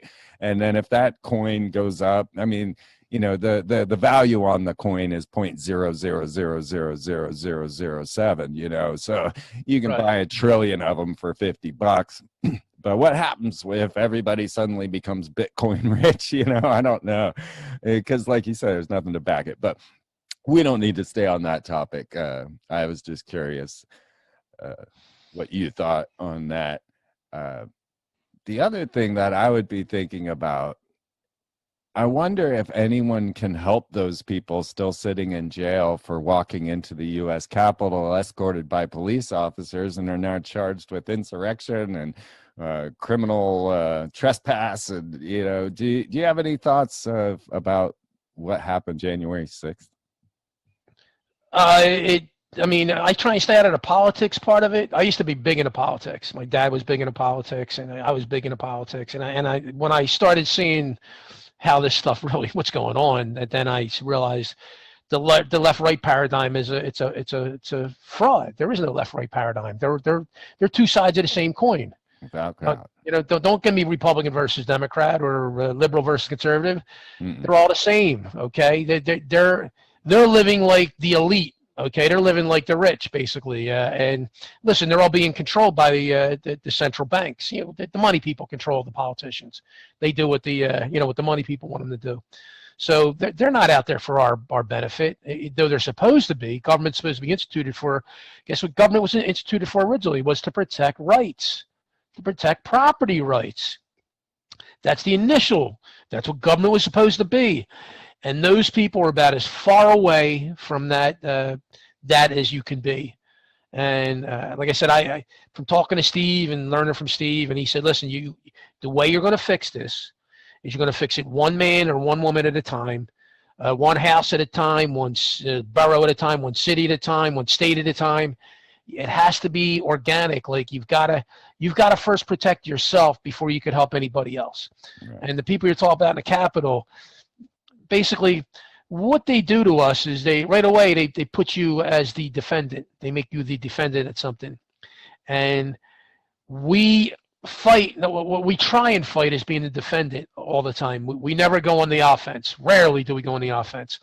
And trying to fight as a defendant, like the people that are locked up there and for the Capitol thing, that's like being in a fight and not being able to throw a punch. How are you going to win a fight if you can't throw a punch? Unless the other guy has a heart attack because he's punching you so much, you know. But that's what they're doing to you. You know, you got this prosecutor coming at you, he's throwing haymakers at you, and you're defending yourself. Everything you're doing is defensive. You're not on the offense. And that's sort of what we do is we start to go on the offense with the paperwork, with the affidavit of status, affidavit of fact, which talks about whatever matter you're involved in, what the flaws are in their matter. Hey, you stopped me on the road. I didn't commit a crime. You know, you approached my car by force of arms. This guy had a gun on him. I was going to give him anything he wanted. You know, he asked for my shoes. I would have gave him my shoes. You know, these are things they're not supposed to be doing. So we start to go on the offense with that.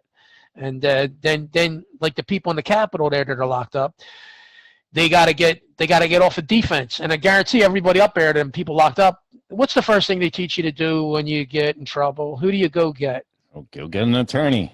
Go get an attorney. Did we talk about the three guys in court, the judge, the prosecutor, and your attorney? They're in a group that you're not in, right?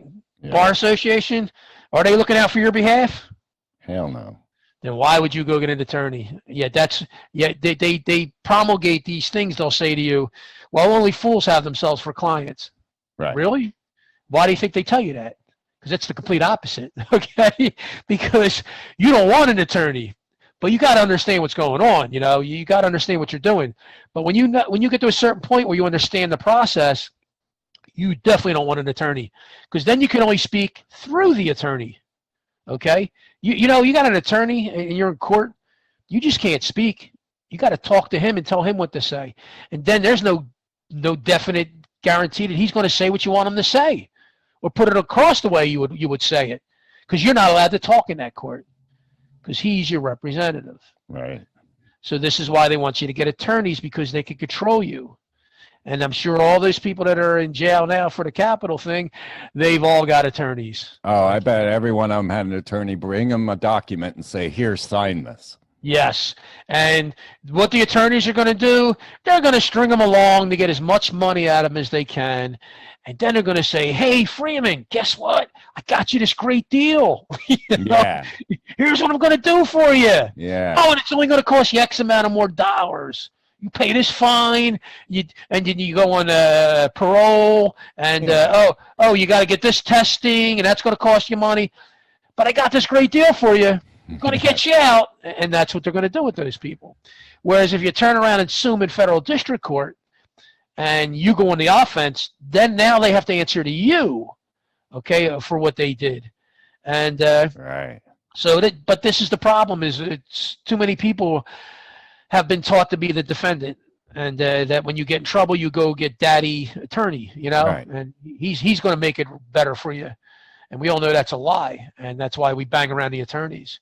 And we were talking earlier about, you were saying thousands of people have to get involved, and I just gave you Steve, who's created chaos in things he's been involved in, because he just destroys them.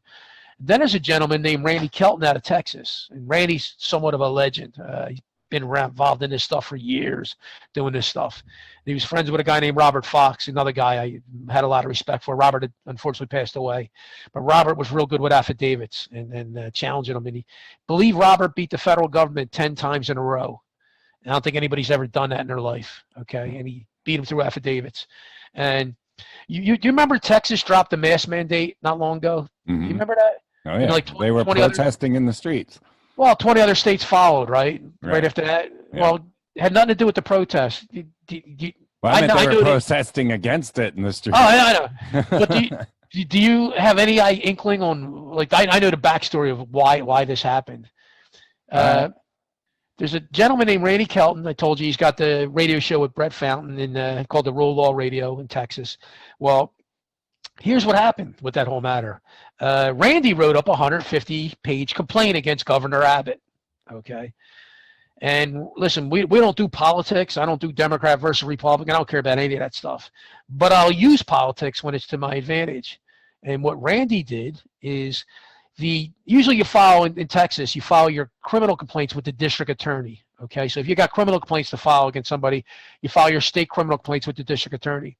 Well, the district attorney in Randy's county, a Democrat, lost their office. Okay, so they were sort of a, what do you call them? What are the people they lose their office? They're a duck. What are they? Not a sitting duck, but a lame duck. Okay, they were a lame duck. They lost their office, and they had X amount of time left in office before they did the transition. So now Randy had a Democrat that lost their office, who's going out the door, and he's got a Republican governor. So he filed his criminal complaint with the district attorney, who's a Democrat, and the district attorney said, "Hey, I'm going out the door. What do I care? Here you go, grand jury. Here's the criminal complaint." And he put the criminal complaint before the grand jury. Well, now the grand jury, think about the grand jury as being like a fourth branch of government, okay? But they're not controlled by anybody. They're a citizenry they decide who they want to indict, who they don't want to indict. The attorney general or neither the district attorney have any control over what the grand jury does. They can indict whoever they want. So when those criminal complaints, that criminal complaint that Randy wrote against Abbott went before that grand jury, within a week that Abbott turned around and dropped the mask mandates, and 20 other states followed because they talk to each other, those governors. And I'm sure Abbott told his fellow governors, "Hey, this guy's got criminal complaints before the grand jury. And oh, by the way, Randy's criminal complaint, he's got it up online for free to people to download. So that anybody in any other state can take Randy's complaint and go through their state codes and just replace Randy's Texas codes with their state codes. And they can go file against their governor and hopefully get it before the grand jury too. Because right now that those criminal complaints are before the grand jury, Abbott can get indicted. Abbott could go to jail. A governor could go to jail.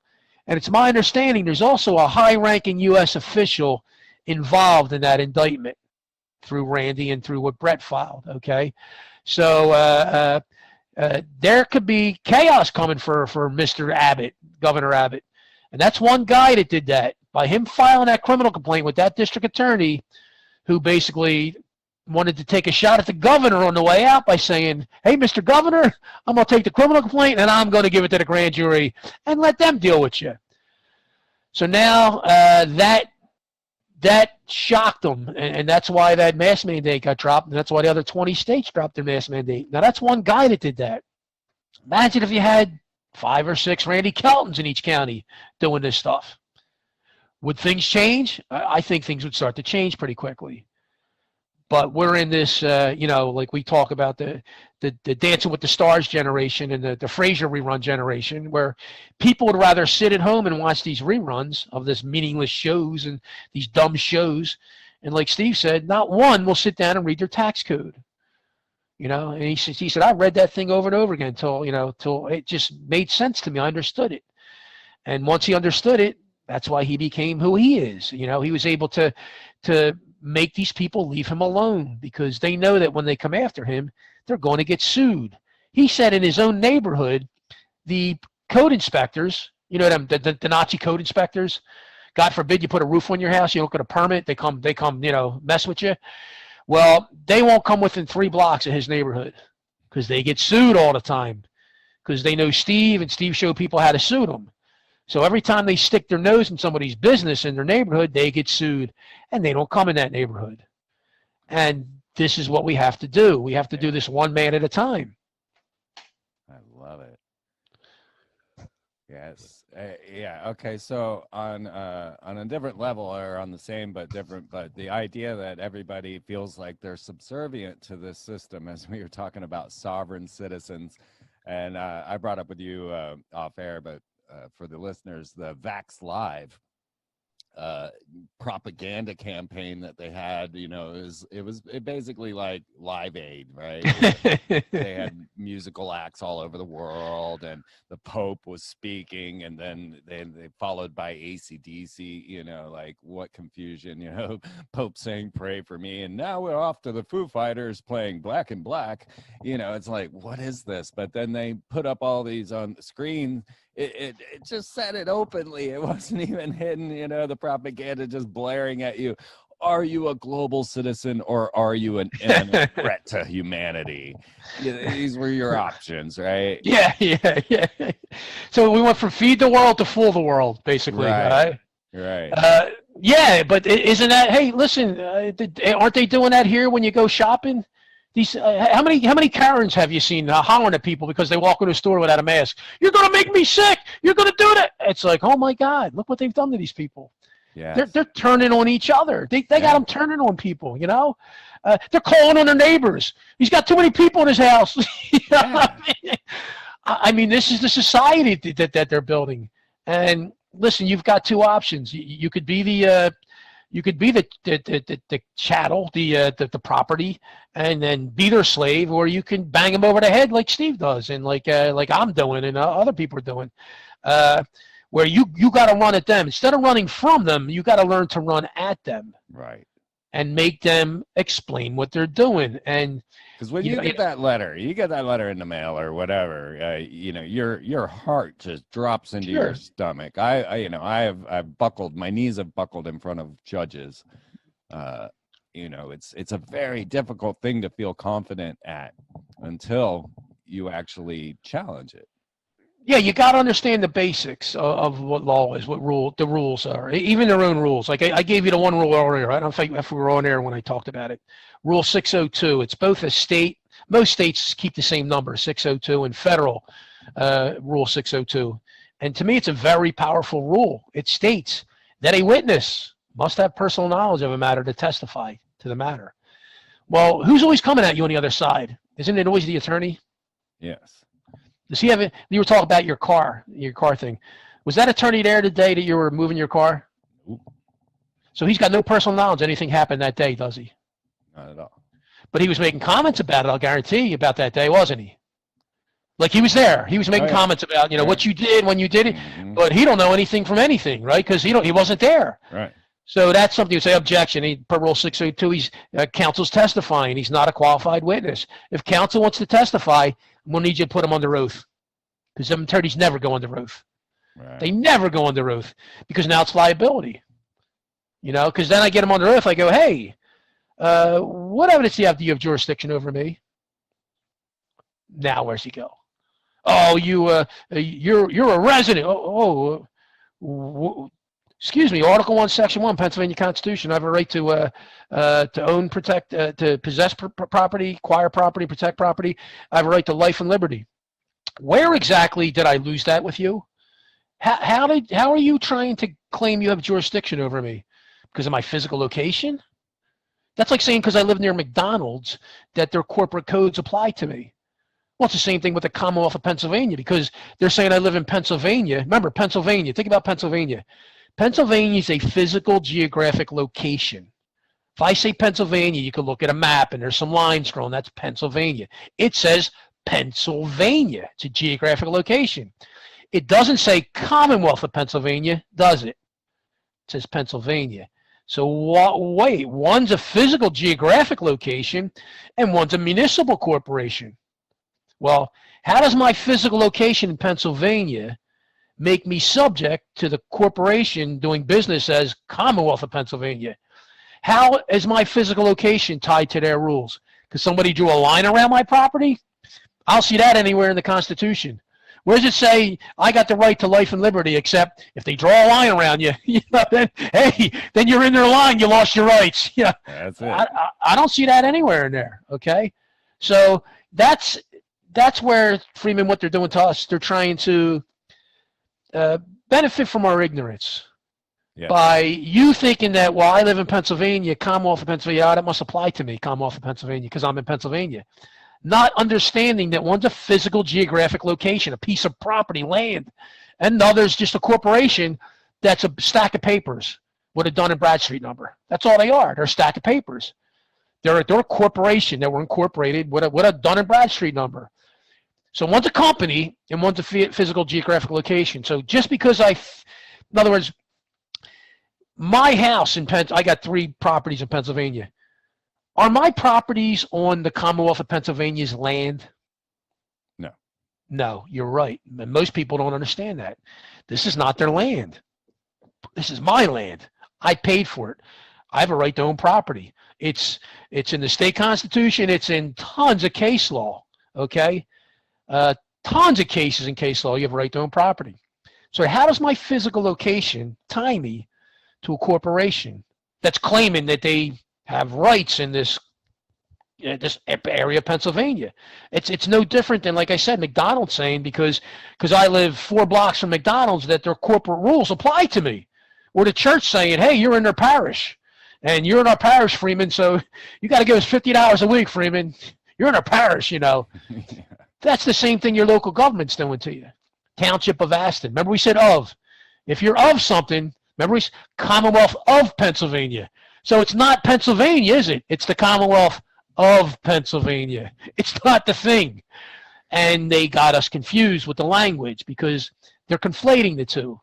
Township of Aston. Commonwealth of Pennsylvania. By conflating the two, they confuse people and they think that, well, those Commonwealth of Pennsylvania laws must apply to me because I live in Pennsylvania, not understanding the facts of the matter of what it is. That there's no way you can tie me to a document based on my physical location. Because wouldn't I be their peasant, or wouldn't I be living on their land at that point? Wouldn't I be a slave living on their land? Your feudal system right there. You're feudal, sure. right? Yeah. But isn't that how they're treating us? Absolutely.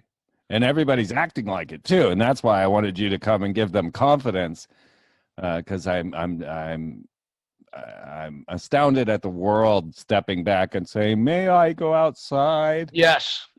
May I do this? And I'm like, "Oh my God, what happened? What happened to humanity? Like, how is it that we're?" It's funny. I did a stupid little video just to make a point. It's called the Rule of Zero. Freeman, do I have any more rights than you? No. Okay, so we're equal in rights, right? Yeah. So if you grab your neighbor, all right, and does your neighbor have any more rights than me or you? No. So if we put you and your neighbor together, just because you guys are together, do you guys have any more rights than me? No. Can't, right? Right. Rule 0. Everyone's got equal rights. So if I put 100 people together and I call them a legislature, right? Do they have any more rights than I have? No. But that's how it's presented to you, isn't it? Well, the legislature. They can put up fences and have 20,000 armed military that they make sleep in parking lots and then give them cookies in the morning to apologize. There you go. But those 100 people together, it's 100 times 0, right? Because they got no more rights than you or me have. So if it's 100 people together and they got 0 more rights, 100 times 0 is 0. Okay. Absolutely. So in other words, we live in, this is another thing they're doing to us. How many times have you heard people say, especially politicians, our democracy? Oh, yeah. You don't want to live in a democracy. Hell Democracy's mob rule. Yes. 51 beats 49 every time, okay? You want to live in a republic, because a republic, it's not a numbers game, okay? We just talked about a republic where the 100 in a democracy, they beat me every time. The 100 outnumber me, 100 to 1. I can't defeat them. But if it's a republic, and we just talked about that, the underpinnings of a republic, they have no more rights than you or I, do they? No. So then we're in a republic. So then how do they write things down on a piece of paper and say, Freeman, this applies to you? Right. They can't. Yeah. Okay. But people have been led to believe that that they are magic beings, that they could just write things down on paper and make it magically apply to me and you. And when you question that in the proper way, they can't support it. Right. Hey, I don't understand what you're talking about. I have a right to be free here. I have a right to life, liberty, and the pursuit of happiness. I have a right to acquire, possess, and protect property. What do you mean you're writing something down on a piece of paper and make it apply to me? Because if you could do that, well, then you'd be violating the 13th Amendment, because then I'd be your indentured servant, or I'd be a slave to you. Because you and I know I can't write anything down on a piece of paper and make it apply to you, Freeman. I can't do it. And you can't do it to me. You can't write anything on a piece of paper and make it apply to me. The only way me and you can make a piece of paper, whether it's a law, statute, code, or ordinance, I don't care what it is, it's a written instrument. The only way I can take a written instrument and make it apply to you is if you and I agree to it. Then that's called a contract. Now there's an obligation on each party's part. You have an obligation to me, and I have an obligation to you. Did you sign a contract with your legislature, Freeman? No. Did you sign a contract with your local town council or your borough council? Nope. Then what the hell are they doing, writing stuff down on a piece of paper called ordinances and saying they apply to Freeman? You know, because we said so. Yeah. They would be magical beings, wouldn't they? And then, most people would say, well, they're going to punish me if I don't. Oh, they may punish you from the start. They may try to punish you from the start. And then you walk them up in the federal district court and you go, hey, how you doing what you're doing? And the whole game falls apart for them. Right. Because when you have the proper pleading put together, and another thing people get confused about with this stuff is, like, when I go up in federal district court, I don't argue that I have this right and that right. I'm not up there for my rights, Right. Believe it or not, okay? Because I don't have constitutional rights. Remember, Constitution don't grant me rights, right? We just talked about that, right? Right. It only guarantees my rights. So if the Constitution doesn't grant me rights, it only guarantees my rights, how do I run up in federal district court and go, he violated my right to this, my right to that? I can't argue that, right? Right. So this is where people get confused. They go up there and they argue this stuff that they're violating my rights. Well, you don't have rights. You don't argue that. You argue that there's objective law out there, basically, where it's known fact that you can acquire, possess, and protect property. It's right there, Article 1, Section 1 for them. And that officer, that state officer, is acting under the color of law to deprive you of the rights that are secured for you in that Constitution. So it now becomes not about your rights being violated, but about his action of violating that code or that Constitution that he's bound to. Remember, they take oaths to that Constitution, don't they? Yes. So then if the Constitution applied to everybody, why would you take an oath to it? Right. Good point. They got to take oaths to it because it doesn't apply to everybody. But when they take an oath to it, that's them saying, hey, we're bound by these rules that are set out for us. So when you go into court to sue them, you never sue for your rights. You don't say, he violated my right to this, he violated my... You state that he violated the Constitution, Article 1, Section 1. He violated Article 1, Section 2, Article 1, Section 6. And you go boom, boom, boom. And then you prove the elements that he violated that. Because what happened is that lawyer, he looked at something called a statute. What a statute is, think about it as it's not a law, it's a legislative directive. It never went through the process of becoming a law, a statute. It's something the legislature creates, okay? But it doesn't go through the proper channels to make it a law. So it's sort of a legal directive that they try and give the force of law to. So what's happening is these public servants are taking these statutes and they're abusing the statute. And the way you know they're abusing the statute is because you've got attorneys doing things like I have a sewer authority case that's pretty well known of that I've been fighting them for 2 years and they're stuck. They don't know where to go with it. And I'm going to thump them when I'm ready. But the attorney walked into court and filed a lien against me. Well, let's see. If I look at Article 1, Section 6 of Pennsylvania Constitution, it says, right to trial by jury shall remain inviolate, which means permanent, right? Mm-hmm. It says it right there. How did an attorney walk into court and create a lien without a trial? Yeah, that's a little beyond my. I don't. Isn't that forgery? No, there's a Freeman. Can I go create a lien on your property? Can I go write something down for lien Freeman's property? And can I go file it with the local county recorder and say, I'm putting a lien on Freeman's property? Right. No. I couldn't do that. He can't do it to me either. Right. Because any claim that just because he's an attorney, he has no special rights above me. He's got less rights than me for being an attorney, okay? Right. So if he's got a claim against me, he's got to go through the proper legal process. Here's the proper legal process in all matters. If I have a problem with you, Freeman, we have a contract and you breach the contract, I got to sue you for breach of contract, okay? That means I go down to court and I file a complaint with the court, and I give the clerk a copy of the summons, and she stamps the summons. And then I take my complaint, my summons, and I go hire a process server for about $100. And I say, hey, here's where Freeman lives. Go serve that SOB, you know? And then he takes in my papers, and he goes, knocks on your door and says, Freeman, you're served. And now you got a copy of the complaint, you got a copy of the summons, tells you when you got to be to court to answer. And at least you know who's coming at you and why they're coming at you, okay? That's proper legal process. When you got your traffic thing you were talking about, did you have a process server show up at your house? No. Was it mailed to you? The paperwork? Probably. Yeah. They all It was a long time ago. They use the U.S. mail. Yeah. Well, I just explained how legal process works. Why do you think we have process servers? If I could just stick a stamp on an envelope and start a legal case, why would I need to go hire that guy for $100? I'd save myself $99.50 by just slapping a stamp on there, right? Well, why would I hire him? Because we don't start legal processes through U.S. mail like that. We give you service of process. Because after my process server would serve you and hand you the documents, he would go create an affidavit called an affidavit of service, and he would file that with the court.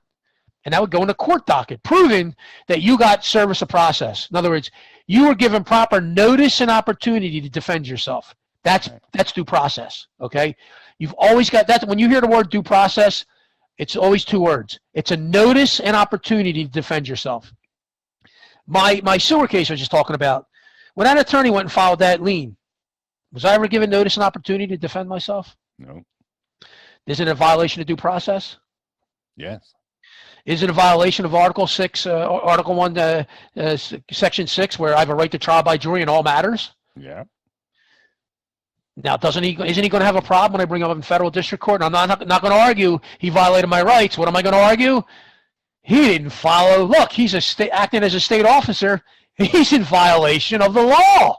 Yeah. The law says he's got to give me due process. The law says I got to have a trial by jury in all matters. He didn't do that.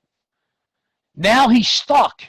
Now he's got to explain how he bypassed my unalienable God-given rights.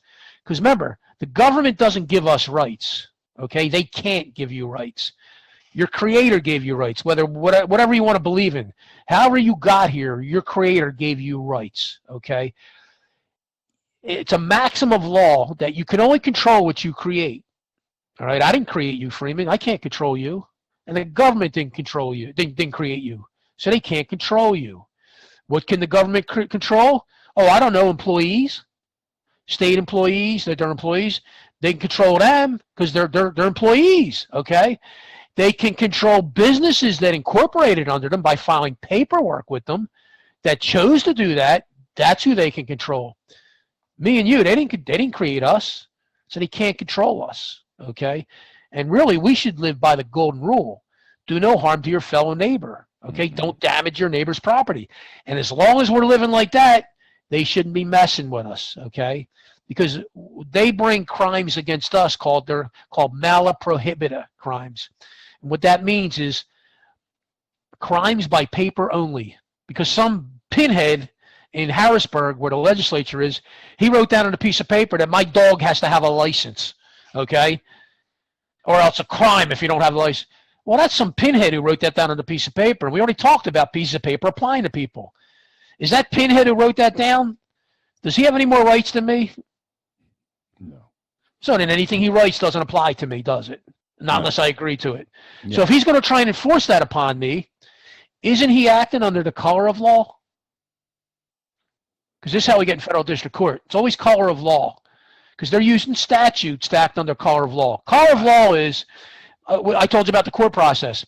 I got to give you service of process. I got to file a complaint against you in a summons, and I got to send a process over to your house. That's legal process. Right. But if I send it in the mail to you, well, that's not service of process. And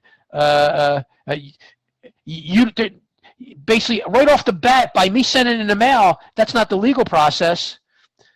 Aren't I simulating legal process under color of law? Yeah. Because if I had a real claim against you, I better send a process server to your house with a complaint and a summons to show up and answer for it. Right.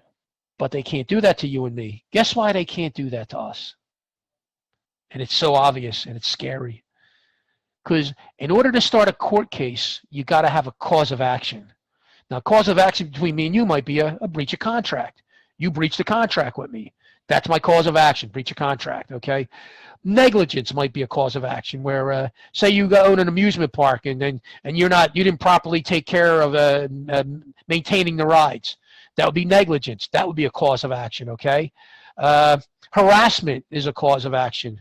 You know, you making threats against me, if I don't pay you this money, you're going to do this bad thing to me. Sounds like your government, doesn't it? Your local government. Mm-hmm. Pay us this money, we're going to do these bad things to you. That's harassment. So they've got to have a cause of action to bring you into court. Got to have a cause of action. With no cause of action, they can't have a court hearing. Well, guess what? When you don't pay taxes, there's nothing that they could file against you in court to say, yup, you breached your tax code. You were supposed to pay these taxes. So what they did is they invented this little illegal process where they sell tax certificates on your house to God knows who. They auction them off. And the people that buy this tax certificate, they think they now own the home, and they're now going to send the sheriff to pull you out of your house. Well, there's law that states that only the title holder can sell property. So how the heck can the county sell your property for not paying taxes when they don't hold title? They can't, okay? Not only can they not do that, they can't sue you in a regular court matter, okay? Because they don't have a cause of action to bring you in under. This is why they're doing what they're doing. They're acting under color of statute. Go look at the statute. There's nothing in there that will show that they have a right to seize your property and sell it. They're violating all kinds of laws, but they do this by force, threat, and duress. Okay, they try and steamroll you, hoping that you don't know your rights. And guess what's going to happen when you go get an attorney to try and help you? He's going to serve the bar. You're going to serve the bar. He's going to sell you down the river. Okay, and he's not going to help you because guess what? If he stepped in to stop this system, he's going against that system, isn't he? That's a very profitable system for them. Imagine an attorney comes out and your attorney and he exposes this whole thing like Steve has done with these cases. Yeah. Wouldn't he get disbarred pretty quickly? Oh, yeah. And probably have all his pets killed. Oh, I'm sure you would have an accident of some sort, you know? Yes. Bus hit him walking down the street one day, you know? Just swerved on the street, the sidewalk and hit him, clipped him, you know? And this is why they do what they do. So they can't bring us into court under valid causes of action. So they're operating under the color of statutes. They're taking statutes that were never written for me and you. They were written for corporate entities, businesses, and they're misapplying those statutes to me and you. And that's called the color of law because right off the bat, we just talked about the sewer authority guy. When he went there and just filed that lien without telling me, well, we already know that that's a due process violation because I was never given a notice and opportunity to defend against it. And I was never given a trial where he never established that a debt existed. He didn't even prove a debt existed, and he created a lien. I'm pretty sure that's forgery also, okay? So he's breaking all kinds of laws he's misusing that statute. That statute works for businesses and entities under their jurisdiction that works for. Doesn't work for me and you. Because right off the bat, by executing that statute the way it's written, you've already violated my due process rights. You violated my right to trial by jury. And oh, by the way, you're forging documents because there was never a debt established in a trial for you to create a lien. The only way you can get a lien is if we had a trial, I lost, he proved that I owed a debt, and then I refused to pay the debt. And then if I refuse to pay that debt, then he can turn around and file a lien against me. We skipped A, B, and C. He jumped right to D, okay? And this is what they're doing to you and me every day, whether it's a traffic ticket, a mass citation, tax bill, local tax bill. It's all the same stuff. So once you get the basics down, it'll all start to fall together for you. And you go, wait a minute, how are they doing what they're doing? The law says this, and look, they're doing this. And once you start getting that down, that's where your confidence will come from when you're dealing with these people. Because all of a sudden, they don't look too scary anymore. Right. They become scared of you when you start filing against them. Well, they are going to be doing that to Donald Trump around July 4th this year, trying to take him down in those same type of tax legislations. And with the, just as kind of an example, and we'll see where you go with this if you want to or not, but just as an example of some of the things that we've been talking about, Texas, when they attempted to go against the election fraud, they brought a case against the Georgia. And of course, this was found without standing because they were not the injured party. So when Texas tried to prove there was election fraud in Georgia, the court case was tossed out because they were not withstanding, because of they were not the injured party. But, you know, of course, everyone used that to say, well, there is no evidence of election fraud. Not that I'm planning on you getting into whether or not you think there's election fraud, but the idea of being without standing, people just didn't get it. They, they said, oh, well, they must not have any evidence if they can't get a court case. Well, listen, in any matter, you've got to have standing in a matter. And what standing means is you've had to have a right violated, or you had to be harmed or damaged in some way. And the party that did this thing to you, you've got to prove that their actions are a direct causation to your damages, okay? That they directly did this to you. First of all, nobody in the U.S. votes in the election. Nobody's voting. You don't vote. Who cast the votes in the election? The Electoral College. There you go. There's your standing gone. So how can I be damaged or harmed? I'm not voting. You're just sort of polling me, aren't you? Right. But just because you polled me, that's like asking my opinion, isn't it? Yeah. Hey, Freeman, what do you think about this? Who should we elect? Right. Oh, I think we should elect Trump. Great, appreciate that. Did I violate your freedom? Did I violate your right in any way? Mm-mm. I just polled you, didn't I? I just asked you a question. Isn't that what they're doing to you and everybody else that's voting here? Right. They polled them, okay? The electors are the ones that only have standing. Something would have to be done to an elector. Somebody would have had to threaten an elector, or hey, if you put your votes in this way, or we're going to kill you, or we're going to do this to you. Then he would have standing, okay? So no individual that voted in that election, unless you were an elector, could have standing. It's impossible. Wouldn't they know that? Like, wouldn't the lawyers that are trying this in Texas know? Don't put too much. Listen, you'd be a little stunned at how little these people know. Sorry. I mean, I'm not kidding you, really. They don't think with this stuff. So to me, that's why. And as far as the voting thing, man, I keep telling people.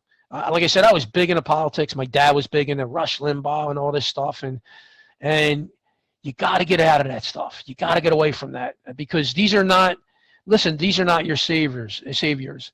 And I know people that had a ton of faith in Donald Trump. And listen, Donald Trump's as phony as the next guy, okay? Because if Trump really wanted to make a difference, he could have done one thing right off the bat that both Democrats and Republicans would have supported him for. And as much as the Democrats hate him, they would have went along with him. Couldn't he have brought up term limits? Oh, God, yes. One and done. One term, you're gone. Yes. Wouldn't the Democrats say, you know what, I hate the SOB, but I agree with them on this? Because they don't like their people either, right? Right. So he could have got that through in a heartbeat. And how many calls would they've gotten from the American people calling into Congress and the Senate saying, you guys better vote for this? Right. Wouldn't they be overwhelmed with calls? Absolutely. But he didn't go anywhere near that, did he? No. And what's the other biggest problem in this country? God. The Federal Reserve. Oh, right. Yes. Oh, he's going to do this. Did he do anything to the Federal Reserve? No. Okay. So there you go. And the third big thing in this country are corrupt judges and courts. All right. He could have took his attorney general, and they could have went and cleaned a lot of these state courts up. People doing illegal stuff, okay? Could have put the fear of God in these courts. You better be doing the right thing. He didn't do either of those three things. All he did is talked. Yeah, we can't sit here with the savior complex and the very mentality of having a political savior complex removes your own sense of sovereignty and your own sense of confidence of being able to attack these people.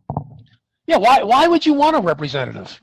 I mean, that's like a kid. It's like, here, go represent me, because I'm can't do it myself. But that's what you're saying when you're saying, you're saying, oh, yeah, I need you to be my representative. No, I'll listen. I'll present myself to people. Okay, I don't need people representing me, and these people are not, like they said, what, power corrupts and absolute power corrupts absolutely. And that's what happens with these people. Even if you get someone with a good heart that gets in there with good intentions, he's going to be corrupted in that system in about a week, okay? They have to be. As soon as they get in there, they tell them, listen, here's how it works here. And if you don't play the game, we're going to get rid of you. Yeah. So you're going to get no remedy from these people. And like Steve said, I don't care what happens in Washington. I could care less about these people because they don't affect my life in any way. Because anything someone tries to do to him, he's going to thump them in federal district court. He's going to bring you in. He's going to sue you. So if you're trying to hold some kind of law that the federal government passed, he's going to bring you into court and he's going to thump you because you're not going to be able to support your claim. So why worry about it? I can't control what them people do in Congress and the Senate. I could care less what they do. I'm going to worry about myself and my family and my neighbors because once I learn what I'm doing, then I can reach out and help my neighbor. Yes. He's having trouble with the code guy. I can straighten the code guy out for him, Mm-hmm. And that's what we have to do. And like I said, you've seen how much damage a guy like Steve did with property tax stuff. And there's other cases he's won, different stuff. And, geez, he got a guy. They towed a car, a friend of his car. It was a K car. It's like an $800 car. Well, if I take a piece of property, what's the first thing I need when I take a piece of property? Permission? A warrant. You need a warrant. Okay, yeah. It's right there in our state constitution and your federal constitution. And guess who never gets a warrant when the cops call them up? The tow company. The tow company never gets the warrant. Right. They just take the car. Yeah. So Steve said, hey, guys needed a warrant. Well, he had him in such a spot that they were out in the hall, and the opposing attorney came up to Steve and said, we can't defend this. And he got a settlement. Guess how much his settlement was for an $800 car? Just take a guess. $10,000. $160,000. No way. Yeah. Wow. And then now this all comes out of the insurance company's bill. This insurance company's going to pay this. You think they're happy now what's going on? No, I'm sure they told him, hey, you guys better get a friggin' warrant next time. Yeah. Stop towing cars without warrants.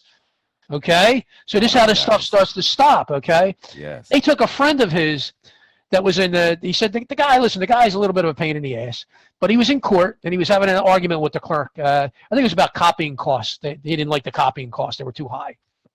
And so they knew him, and like he said, he's a little bit of a pain in the ass, but he said he has every right to be there, and he's every right to do what he was doing.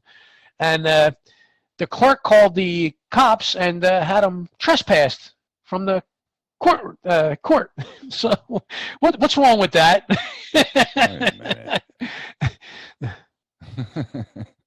Doesn't he have a right to access open court? That's right there in your Constitution. You have a right to access open court, open public court. Right. How can you kick a guy out of court? Yeah. And violate there you go. There's a violation right there of the Constitution. Also, another thing people don't understand: the only one that can trespass you from a property, I don't care what anyone tells you, is the owner. Only the owner can trespass you. She wasn't the owner of the court. Okay, so she had that problem going on, and she sort of violated a known law that he has a right to access open public court. I do wish we could get this information inside to the people that were arrested on January 6th for criminal trespass. Oh, the best. Guess how much he got for that? Who's that? The guy who got kicked out of court. Guess how much money he got for that? Now you got me saying 300,000. 120,000. All right. Wow. But how many people would have thought to do that by having a car towed, saying, you know what, I'm going to see if these guys had a warrant. Right. What do? They go down and pay the money to get the car out, right? Yeah. No, they've taken my car. I've been in all these situations. Right. You never thought to go to the tow company, hey, I need to see a copy of the warrant you guys have. No, I just sat there like a victim. Sure, we all do that. You were taught to be that way. We were trained to be that way in school. You know, you were told what? No, you don't challenge the teacher, right? Yeah, right, I mean, right. all I needed was a jump start. All I needed was a jump start, and they took my car. Yeah, and like I said, they teach us to be good little soldiers, okay, to go along with the program. And at school, they did a comparison between a prisoner and a student, and they had all these comparisons, and there were like 50 comparisons between the student and the prisoner. Freer. You're more free in prison. You probably are. Okay? You are. Right. So this is ingrained in us since we were little kids, okay? Since we were, 6 years old, we get in first grade, 5 years old in kindergarten, 6 years old, first grade. So this has been ingrained in us that we're supposed to go along with this, that these are authority figures. Yeah. I had a code inspector guy. I was fighting with the code inspector guys and where I have one of my rental houses, and the idiot actually wrote that what did he put? He stated, when someone of authority asks you something, that sent me off. Excuse me, you're not my authority. You're a little peon code inspector, okay? Where did you get the idea that you're my authority? Dude, what are you smoking, you know? But this is the mentality of them, okay? So this is how they teach us. So you would have never thought to go, geez, you know what? I'm looking here in Pennsylvania, it's Article 1, Section 8. It says, you know, you need to have a warrant for a search and a seizure. I'm pretty sure they seized my car. Nobody showed me a warrant. Let me go ask the tow company if they have a warrant. And they're going to go, oh, no, we don't have a warrant. We didn't have a warrant. Oh, you just committed grand theft auto. You just took a car without a warrant. If I took my tow truck and I came over to his house and took his car, wouldn't I get locked up? Yes. I got to have a warrant, right? Just because somebody told him to do something, the cop, that doesn't give it any validity, okay? It doesn't give it any weight. What if the cop told him, hey, listen, I want you to shoot the guy in the head too while you're at it? Right. No, he's got to have a lawful basis for towing the car. Now, listen, if it's their car, they own it, that's different, okay? But it's not their car. So if it's not their car, they got to have a warrant. So little things like this, you stick with the basics, and you always ask questions. You never let them, never cede ground to them in any way.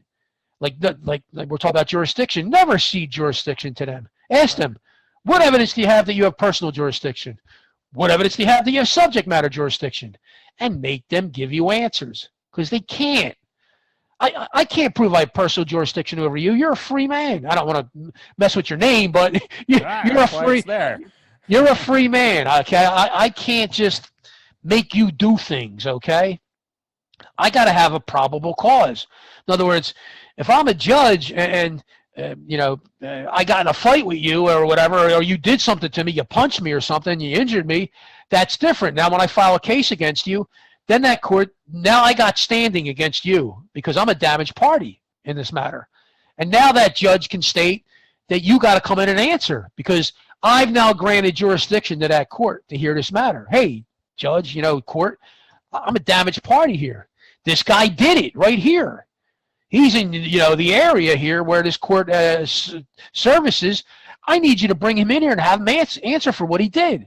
Because otherwise, then we're back to the Wild West where we just run around with guns and shoot each other. We have duels, okay? Right. That's why we have courts. But you can only get in court when you got standing. Yes. You got to be a damaged party to have standing. And we just were never taught the basics of how to listen, they don't teach you about finance in school, and they don't teach you about law in school, right? Right. Don't you think these are two pretty important things? Right? You're going to that conference, the cryptocurrency conference. Yeah. Look, you're going to that, and you're talking about law now. Don't you think law and currency or money is pretty important topics to live? Yeah, way more important than algebra. Right, and they don't even brush on them, do they? No. And that's to keep us ignorant. Yes. That's to keep us so that we know that when we get in trouble, that, oh my God, that complicated stuff with the law, that's above me. I got to go get that attorney guy. I got to go hire him. And that's done on purpose for us. That's why they do it. Well, guys, I'm certain that you're going to be dealing with a lot more of this in the very near future. And if we want to save ourselves from all of the fraudulent legislations that are throwing out the, oh, what were they, Alphonse? The statutes. What, the mask mandates, the statutes? Yeah. We're going to be up against all of this, guys. It's going to just be a constant barrage. So I was so thankful that Alphonse would come here to speak with you guys, to give you the confidence to go on the attack. And when these challenges come forward, that you know that you actually have a defense. And it's not about proving that you have rights, because you don't. It's about proving that they are criminals. Yep. And that's what you do. And I was so thankful, Alphonse, that you could come on here at this time, because I think it's going to be one of the most important things people know. And the confidence that you give is going to be the critical factor that really turns this tide. I appreciate it. Yeah, I mean, listen, baby steps. Don't try and, what they say, don't try to eat the elephant all one shot. You got to do it one bite at a time, okay? And that's the same thing with this stuff. Just take baby steps, man. Learn. What happens is you learn a little bit. And the best is when you have your first success, no matter how minor it is, it will spur you on to the next thing. I've seen it over and over again with people in this group, the Telegram group. I mean, we got a guy that got, I can't give the numbers that he got, but without going into court, he had a debt turn into a settlement for him. And it's a substantial settlement for him, okay? And we had another one that was he had, I think, the phone company or something. They come on his property and they did damage over the years, and he could never get their attention. He started throwing affidavits in the matter and claims, and he got a $15,000 settlement without ever walking into court. So not only do you get to set the world right, you get paid. Yeah. So just take it step by step. Don't get overwhelmed with it. It's not as complicated as you think it is. That's why I gave you the paper example. I can't write something down on paper and make it magically apply to you. So then start asking yourself, well, how does this paper apply to me? And that'll start to get your brain deprogrammed, Yes. Get out the rules of professional conduct. Check out Title 18 criminal codes, Rule 602, and pull out your Constitution, your pocket Constitution. Yep. Never about your rights. Remember, it's always about them violating the law. Yes. Well, this has been fantastic. I've been enthralled the entire time, and I've built confidence now, because I've been that person, the victim of these criminals, and didn't know what to do, and was placed in the hands of wolves. And of course, they sold me down the river. And it burns, folks. When you get burnt like that, it doesn't go away. Your soul will constantly be angry at you for allowing this to happen to you. So now we have some tools. Now we have some methodologies. I would have never thought of this, to take the attack this direction, and understand that the real power is to threaten them with their own legislation on the ideas that they, it's going to come out of their pocket. Hey, you're going to lose your job. You're going to owe me money. That's the way we do this. And it's going to be so necessary. Oh my God. I mean, how many people, I mean, they couldn't even honestly process all of the mass cases if they actually were going to keep on top of all of that and have everyone in the courtroom trying to, imagine what would happen if everybody stood up. Wow. Yeah, and that's what it is there's not enough of us doing this. Yes. So put your fear aside, guys. Know that we are on the attack, and use this to mentally prepare yourself to be sovereign, to really understand what that means, to know that they do not have jurisdiction over you, because I am sick and tired of seeing people running around, may I do this? And it's been a long programming. And like I say, I go all the way back to Donald Duck, convincing everybody to pay their taxes. The reason Donald Duck convinces you to pay your taxes is because you don't have to pay your taxes, right? Yeah. Otherwise, they wouldn't be doing that. But now they've got you where you're going to have to battle. Yeah, what's next? They're going to tell you, hey, listen, you can only take 6 breaths a minute. What's next? Right, Because of the climate, you can only take 6 breaths a minute. There you go. How far will they take this before you're ready to stand up?